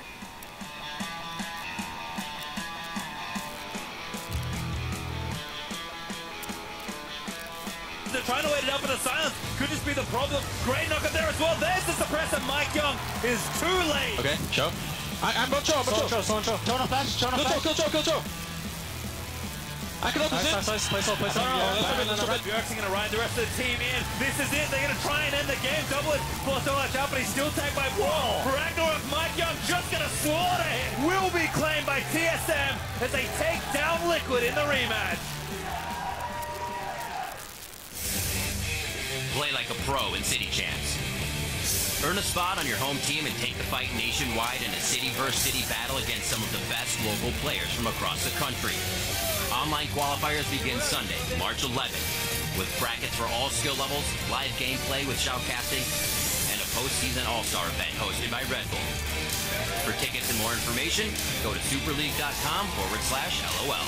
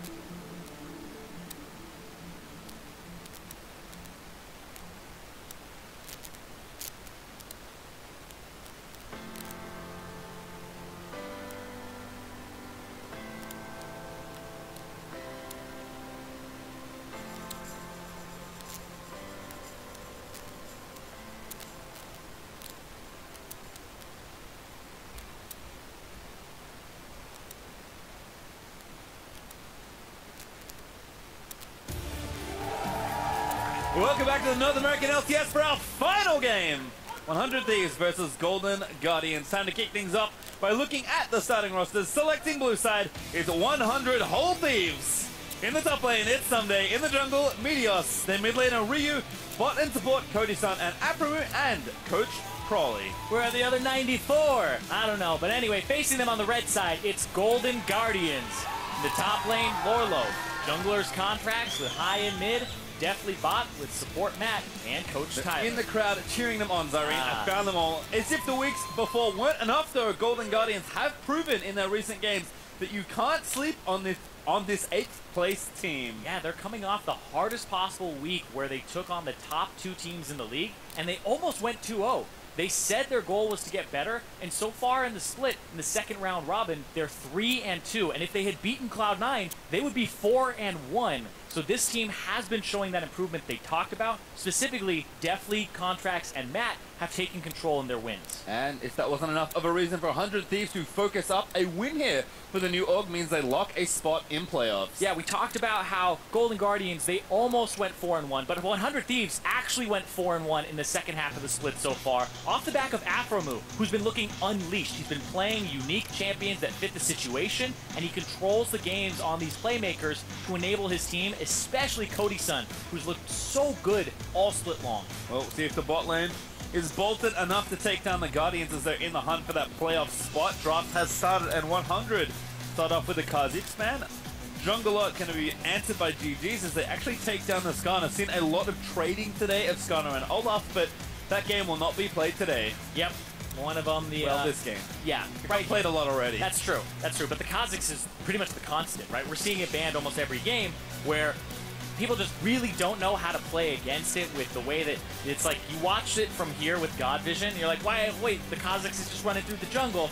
It's like, no, actually, he is right on top of the team. They don't know it. They can't do anything about it. And it gives the information over to the other side. Yeah. So it's very valuable. The first time I saw Dardoch face check a brush with 2 people and it had a control in and I was like, okay, this champion's really good. As Rise, the next ban there from Golden Guardians. Olaf, actually the ban by 100 Thieves, despite the Skarner getting taken away. So still afraid of what's been a pretty good pick so far in the NA LCS. Yeah, but you gotta think Meteos, he's been favoring Sejuani, Jax even, more so than these other picks. Can't always pull out the Zac from his back pocket, but Meteos has that deep champion pool. Galio is the next ban as well, kind of taking some of that pressure out of High in the mid lane, and Sion, the last ban, has also seen a ton of bans today. Yeah, really just don't want to have to deal with it. I like this from 100 Thieves. If they get Cody-san to Xayah, he is destroying so far in terms of most AD carry statistics. He's #1 in damage per minute at 733. He's 62 damage per minute ahead of the next person in the entire league. He's #1 in percent of his team's damage, but he's also #1 in percent of the team's gold share. So they give him a lot of resources, but he delivers with it. Well, certainly makes sense. Xayah Rakan, a great bot lane for 100 Thieves. Not going to get snatched up just yet. There's a Caitlyn and a Sejuani for contracts, so opting to kind of pick the Caitlyn, try and bully that Xayah, and just take Sejuani away from Meteos.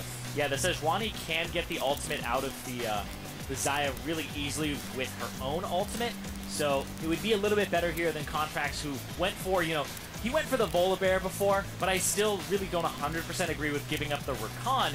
But if you're blue and you first pick the Xayah because it's up, Rakan without Xayah is definitely less powerful than just Xayah without Rakan. Yeah, Xayah maybe pretty serviceable on her own, I would say. Rakan not so much. So 100 Thieves play the draft smart. They get both.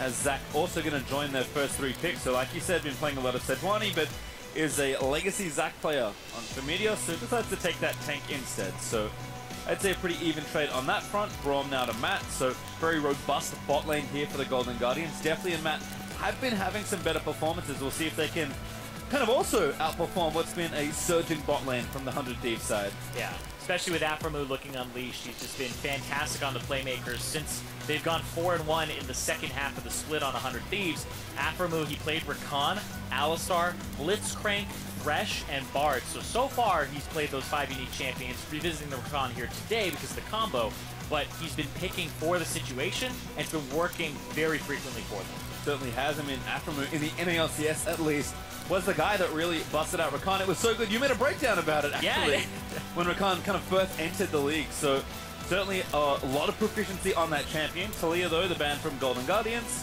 seeing a surprising amount of attention today, at least in recent games, but pretty solid, strong champion, so I can kind of run with that. And Oriana actually going to take a comfort pick away from high. Yeah, we're seeing a lot of kind of bans being thrown at the mid lane here. So far there are 4 that have been thrown down, and I guess you could also kind of consider Sion a flex mid laner. We've seen him a decent amount in Academy. If you're still going there, Azir is another big one. Now it gets tricky. Cassiopeia, Corki are in that next kind of tier down. Wonder if they will go for another ban here on mid. Yeah, kind of a weird spot as both teams are pinching the same lane and no one has picked a mid laner yet.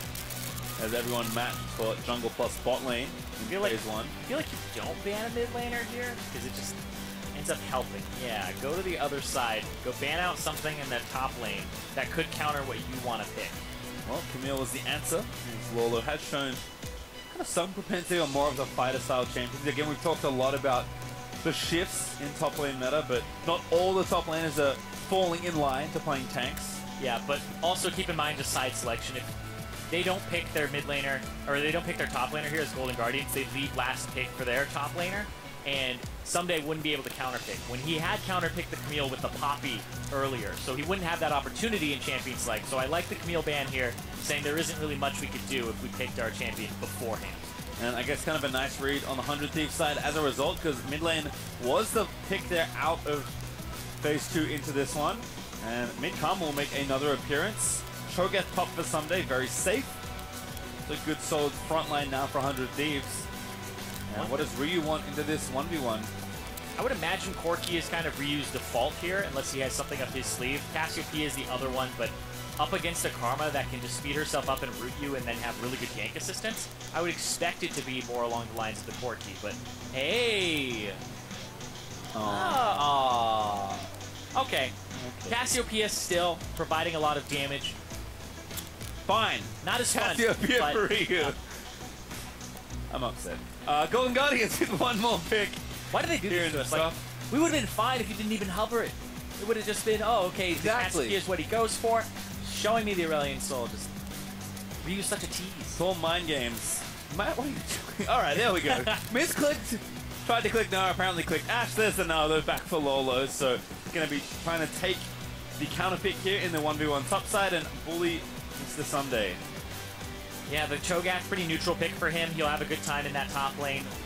Wouldn't be a fantastic time, of course, it does favor the Gnar, but looking at Golden Guardians, very skirmish heavy, a lot of bot lane pressure here. I'm surprised something like the GP didn't come through to further push down that bottom lane, and it would be really good against something like the Cassiopeia, so they decided not to have Lolo pick that up and be a little bit more split push and team fight oriented here. Yeah, it does feel like, you know, 5v5 or 4-1 situation for Golden Guardians definitely has got a pretty big burden on his shoulders this game to just output so much damage. He's got 2 supports and a really solid tank in the Sejuani to sort of play for him. So definitely has certainly been playing a lot better in recent weeks. The second half of the split overall has been much better for Golden Guardians. I think definitely has been the recipient of a lot of that improvement. But we've seen Solo Caitlyn do some pretty nuts things today already. Well, we've also seen Xayah and Rakan do some pretty nuts things. Yeah, they've today. won a lot of games, so we'll have to see how this one works out. 100 Thieves versus Golden Guardians. The 100 Thieves are in a hunt for that playoff spot. There are only 3 left. A win here will claim them the 4th one. Golden Guardians, though, looking to continue their success in the second half of the spring. The team that's been just surprising us ever since the half change. Curious to see what they can get done here. I mean, almost taking down Cloud9 and beating Echo Fox. Almost having that 2-0 against the top 2 teams. Golden Guardians coming into this week, they have a lot of momentum, and my eyes are specifically on Contracts as well as Matt. Matt, in their first 2 wins, did some really cheeky stuff. The Shen over the wall to help them get a level 1 first blood, and then the next time they ended up going over the wall again, going for a lot of those bot lane flashes with some cheeky plays. I'm watching the level 1 here from Matt in the lane phase, but then from there, Contracts is kind of the guy I have my eyes on. Well, Braum and level 1 usually goes well together. Matt right now is just kind of hanging out in bot lane. It's actually Cody that's first to that little brush, making sure 100 Thieves fan out and get some vision. Ryu stepping forward, looking for high, but hasn't found him just yet. Looks like everything is pretty calm here in the early stages as the team file out. And just going to play it slow for the first minute. Sunday just... Oh, he was dancing, but Lolo interrupted his party. It's always great for us because it looks calm to us, but on stage, these players are like, we don't know who's where, and like even Deathly's like, I can't check around this corner as Caitlyn because what if they all walk up at the same time? It happened to Impact Level 1 last game. Everybody's really alert at this point. I'm trying to make sure nothing catches them off guard at the very start of the game. Well, it looks like we'll just kind of consolidate to our jungle starts here. Both red starts, actually. Contracts on the top left of his map. Meteos here with Cody and Afro. Bottom lane's going to give a super-powered leash here with the Zyra Khan early W action. No smite necessary. Contracts should be okay also with the permafrost. Did start Talisman though, not Machetes, so yep, perhaps to the Raptors now. I think I've learned. Hey. I've had enough games with the money to know how this works now. Yeah, I think I talked about it before, where Fleet Footwork was kind of the thing you run on Sejuani before, but with the changes to the tree in the Resolve tree, people really like bone plating. Unflinching is super good for junglers because you're constantly using a summoner spell in your smite offensively. So really just going all the way down the Resolve tree and getting some extra attack speed, because now you split Precision and Resolve with the bonuses, and then you take Legend Alacrity with your Precision second. So you have a lot of attack speed. You just end up going for the Talisman instead, so that you can just clear all your camps and be healthy. Well, Contract's looking good.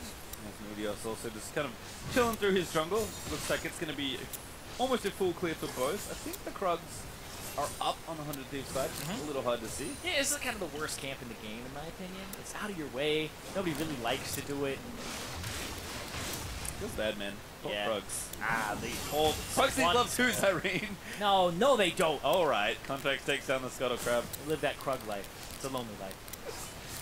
Guess that's what they get. Is Sejuani is going to just soft invade here, looking for, I think, vision more than anything else. Contracts. He'll go for the Krugs. He'll give them some love. All right, well.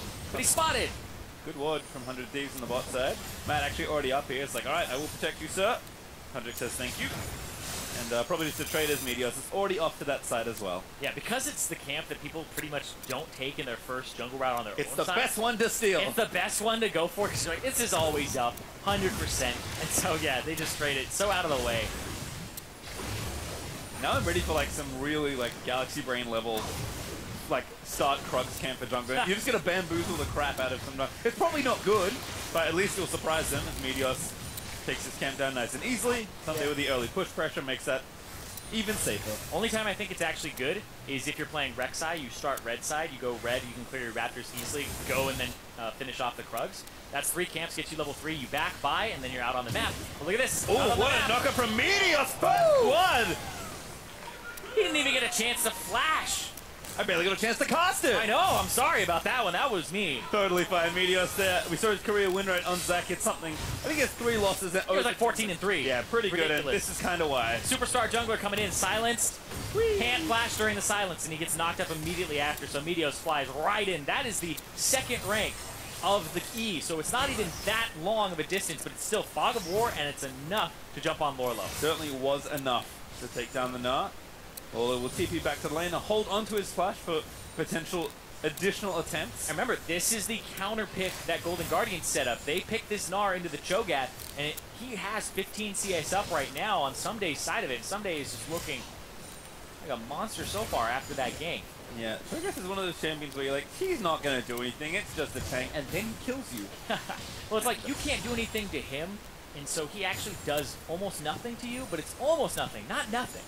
And so nothing against almost nothing just slowly chips you out of lane and ends up getting you an advantage. I can follow that. That makes sense to me as Lolo can last hit under the turret, has returned with a Doran's shield. Yeah, it's not exactly what you want. TP from Someday. He's trying to make a play onto high here. Very sneaky, but maybe too sneaky. But it's weird too because High should be playing to that top left side because Zach is on the bottom side and Sejuani is there too. So it could be like a 3-man. That's so interesting how that ended up panning out. Kind of when you think too many levels ahead and maybe he needs to go down a couple. Someday, I mean, I like the attempt. I think really smart stuff from Someday, but High, you know, playing safe, maybe feeling some of the pressure. Ryu did get a nice trade-off, and High just goes back, gets a tier, and kind of walk himself back to mid lane. In fact, uses the TP that he is taking in this matchup. My eyes not out from Ryu. Ulti actually used. He's going to just try and get some trade damage down High. That was tough stuff. Yeah. TP's back to lane and almost dies. I believe he hit level 6 as the TP was coming through, and so you get that presence of mind. People are taking that as that rune from the precision tree. It's why we see it secondary and mid. So the TP comes through, he's like, okay, I guess I'll just throw out this ultimate. I'll throw out a ton of damage. So the presence of mind is all about just throwing and dumping as much mana as you can. And given that Cassio is primarily mana gated and not cooldown gated, makes a lot of sense. So for you, kind of using the best of his cooldowns there and forcing high, at least to take some damage, not back just yet. As Ryu also wants to go back and spend his gold, get his tier stacking up sooner rather than later. Contracts though, down here on the bottom side as junglers are trading scuttles. Meteos, thanks to that first blood, actually already level 6. Yeah, so he'll have that less bounce. He's going towards the top side again. Once again, Lorlo, he's stabilized a bit in this matchup. This is interesting though, because it would just be jungler versus jungler. Contract sees the ward. Yep, now knows that something's up. Gonna see the red buff be pulled away, and Contract says, I don't think so. Yeah. His lanes don't have priority on Meteos' side, so he does have to back up. If you end up still going for that, you get clapped on first. And that's one of those games where you just type, where's my team? And you weren't watching the minimap yourself. Not there is the answer to that question. Exactly. You had to make sure that your lanes are winning or closer. They'd be able to reinforce you faster. So Meteos, he does get the information of where Contracts is. Contracts is very close to level 6 here. It might just go across the map. Yeah, he's going to cut through mid, and I think they might go for the enemy red. He's like, give me this cannon. I need some XP. Give me level 6. There, boom. Yeah, he hits it. Yeah, they're going for this invade here. All right, so we're going to look for something here on cross-map red, like you mentioned. Matt and Contracts teaming up. Pretty potent. Yeah, it's because Ryu backed, so they have the karma that would reinforce them, but it still looks like High is just clearing that mid wave. It resets, and now Ryu is here. The time is out. It's a 3-on-3. It's a little bit spooky, but look at things. No, Contract's going to leap in, find Afro. Here's Meteos, but doesn't complete the stretching strike. Here comes the Caitlyn, so it would be a reinforcement from Golden Guardians faster. No TPs either, so first of the player, Golden Guardian's going to try and force down this red. Meteos trying to get back up. He goes in. The red buff goes over to GG's. There's actually a flip back in. Looks like too much damage. Contract's actually pulled to the front side. Now Cody's here. Just collects a kill over the wall. Golden Guardian's a little too aggressive there. Yeah, guess Cody's got to keep that high kill participation, right? Gets him that kill, but that was one where it took so long for Golden Guardians to actually just pull the trigger on that. Ryu shows up, and then Meteos does a fantastic job. He says, screw this, I'm not a part of this. Goes over the wall here, and this is where he charges in Fog of War to try and get as many people as possible. Jumps in, gets Contracts, channels the ulti, the stun comes through, and so there's no way the Contracts gets out of that, and they just pull him back. He's like, all right, you got the red buff, we got the red buff. Well, super nice ulti there from Ryu again, looking good here on the Cassio, and with the Catalyst now completed, and well, it's not really a big CS lead, but certainly a pressure lead here. Probably helping out. See if Pai can, again, keep things up and just retain some pressure. Ideally, he's just shoving these waves and walking away, but Ryu certainly first to a lot of these waves, forcing High to see it under the turret for now. And it looks like a different build from High as well. I don't remember Jensen buying the tier. I remember him going for the Luden's Echo. So this Karma is actually going to be focusing more on the Seraph's Embrace build and the Archangel Staff to have that CDR as opposed to the wave clear of the Ludens. It is tough to fault Midlanders for taking Archangels at this juncture. They're so good. Both those items are incredibly good. But certainly a divergence. See what else High kind of plans on building. Ryu, of course, doing what's expected. This build was good before in Cassio. It's even better now that they got buffed. So Ryu playing with that pressure. Got the blue, has double buffs now. High also with his blue, so likely able to match in way clear at least a little. But there's first to be killed for 100 Thieves. Meteos set things up so well on this Zac. Yeah. Now trying something again here in mid. Does have the level 7s long range. Alright, gets one, looks for a minion back, does get a mini root. Great by Admo from Ryu, but no follow-up. Yeah, and they say, alright, we can only spend a few seconds there. They see Contracts with that ward. And that's why they back off. They don't want to have that 2-on-2. Things still kind of chill at this juncture of the game. Definitely have done pretty well, actually. Haven't seen too much of this bot lane, but a CSC for Caitlyn is nice. Carl also hit for Deathly, so kind of realizing that this lane's not going to have too much pressure applied to it. Looks like junglers aren't really interested in coming down too often as High and Ryu again doing battle, but Ryu winning these trades pretty handily. Yeah, pick the Cassiopeia into it, and he's actually having a really good time here. The phase rush helps him a lot against the Karma. In this bottom lane, so far, not much has happened, but Afro Move gonna take it in his own hands. Yeah, there's the recombo, gets 2 with the knock-up, the damage already landing onto definitely Cody. He's gonna keep charging forward. Glacial Fish dodged, I believe, by Cody, as definitely just goes down. Now the chase is on Meteor. Long-range slingshot's gonna try and find Matt. Gets the root down, the damage still there. An additional root there as the feathers pull through. 100 Thieves almost get 2 there. Yeah, that was sick from Cody-san. Cody-san uses his ultimate to dodge Mats, but at the same time, definitely, he ends up using the Caitlyn net the wrong way, and so he's dead to rights right after that. Tough stuff, and the turret goal's not going to make it any easier. Cody-san continuing to stockpile advantages. Yeah, this was the lane that they drafted the Caitlyn for and to try and have some pressure, but it just got completely reversed by that play from Afro. We saw just the damage there that comes out from the Xayah Rakan. This is why people are trying to separate these lovers, to try to separate this bottom lane. But this was great.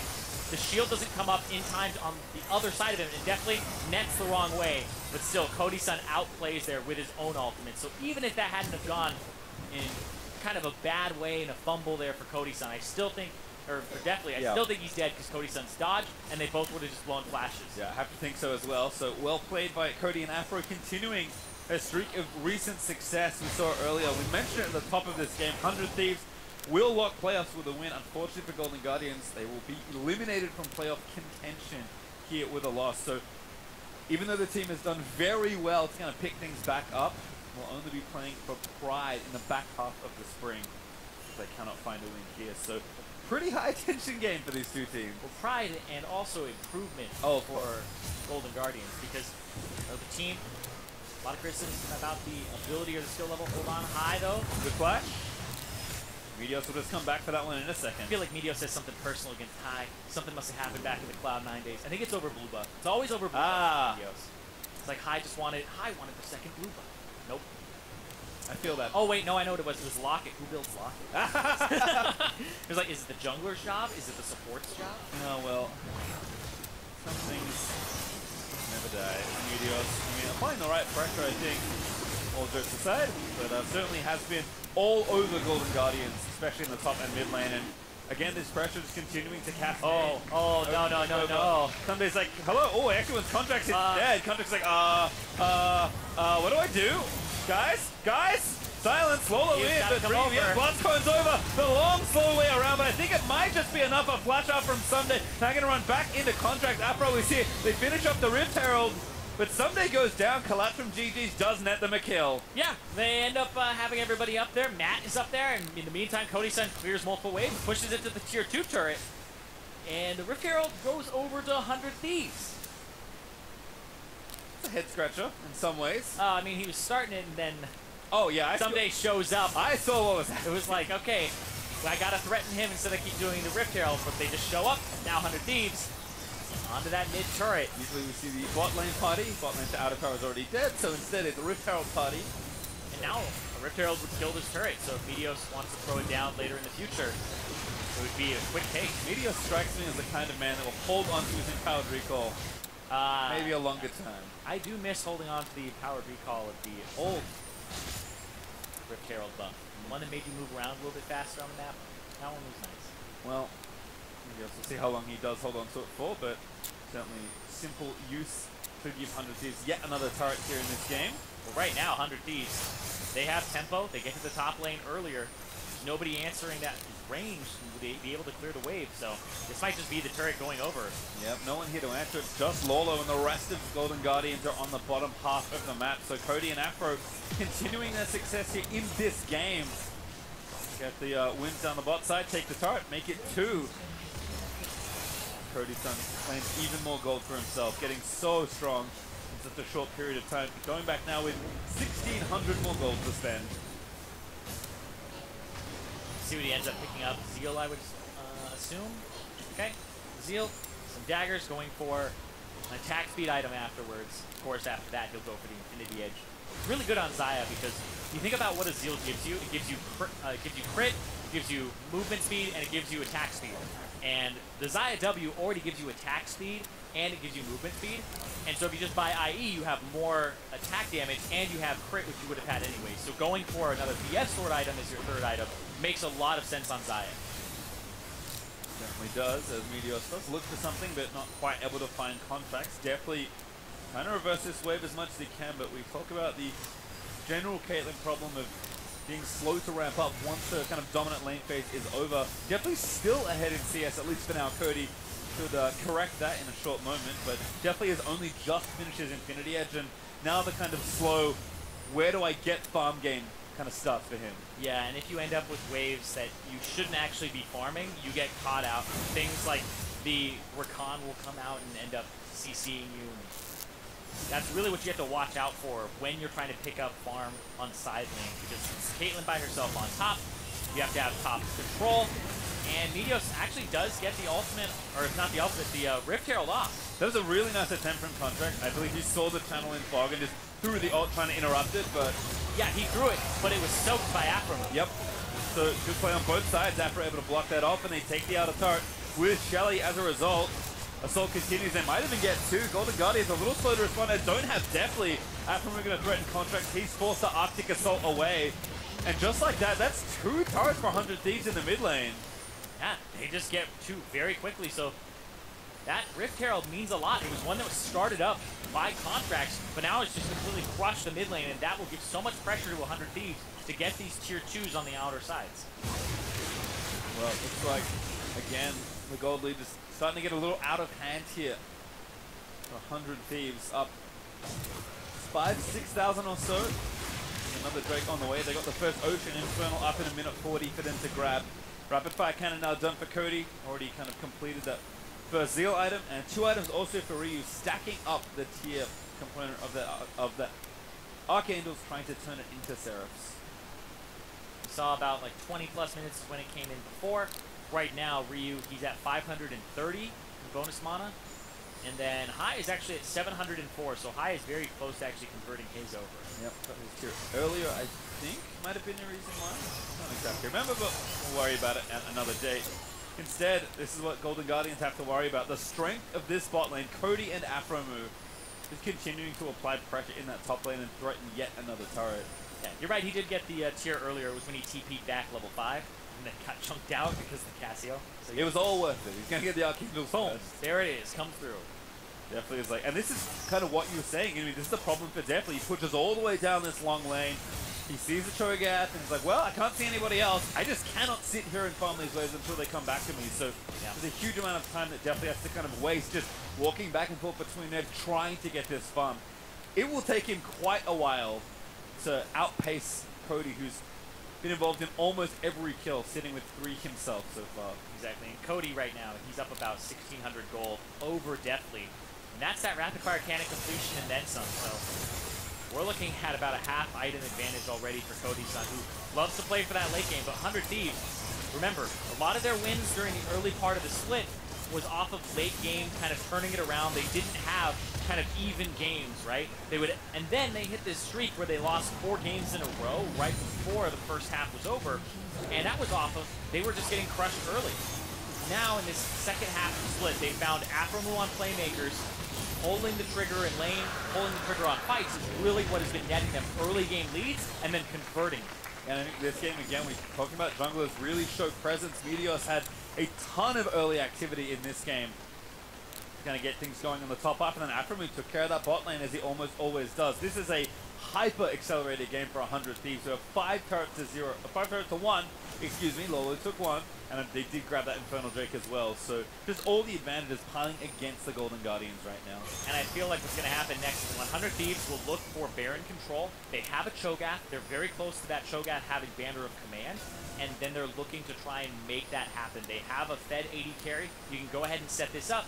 If you get vision control, you can look for some picks, but I feel like at that point, you can potentially just rush the Baron and play around that objective. And all these things kind of point to signs of a team that have learned pretty quickly how to close out games when they have a lead. They built this lead. They're looking to just completely bust open, really end the game with an early Baron potentially. Yeah, but you think about all these veterans on this team of 100 Thieves, where everybody has different ways that they really want to close the game, and especially people who are shot callers, Afromu, Meteos, etc. Even Ryu has the way that he wants to play the game from the mid lane and what he wants to do with resources. So 100 Thieves, the challenge was trying to figure that out. Probably had an interview with Travis Gafford where he talked about, hey, everything was kind of up in the air. We didn't know exactly how we wanted to play the game, and getting everybody aligned was very important for them.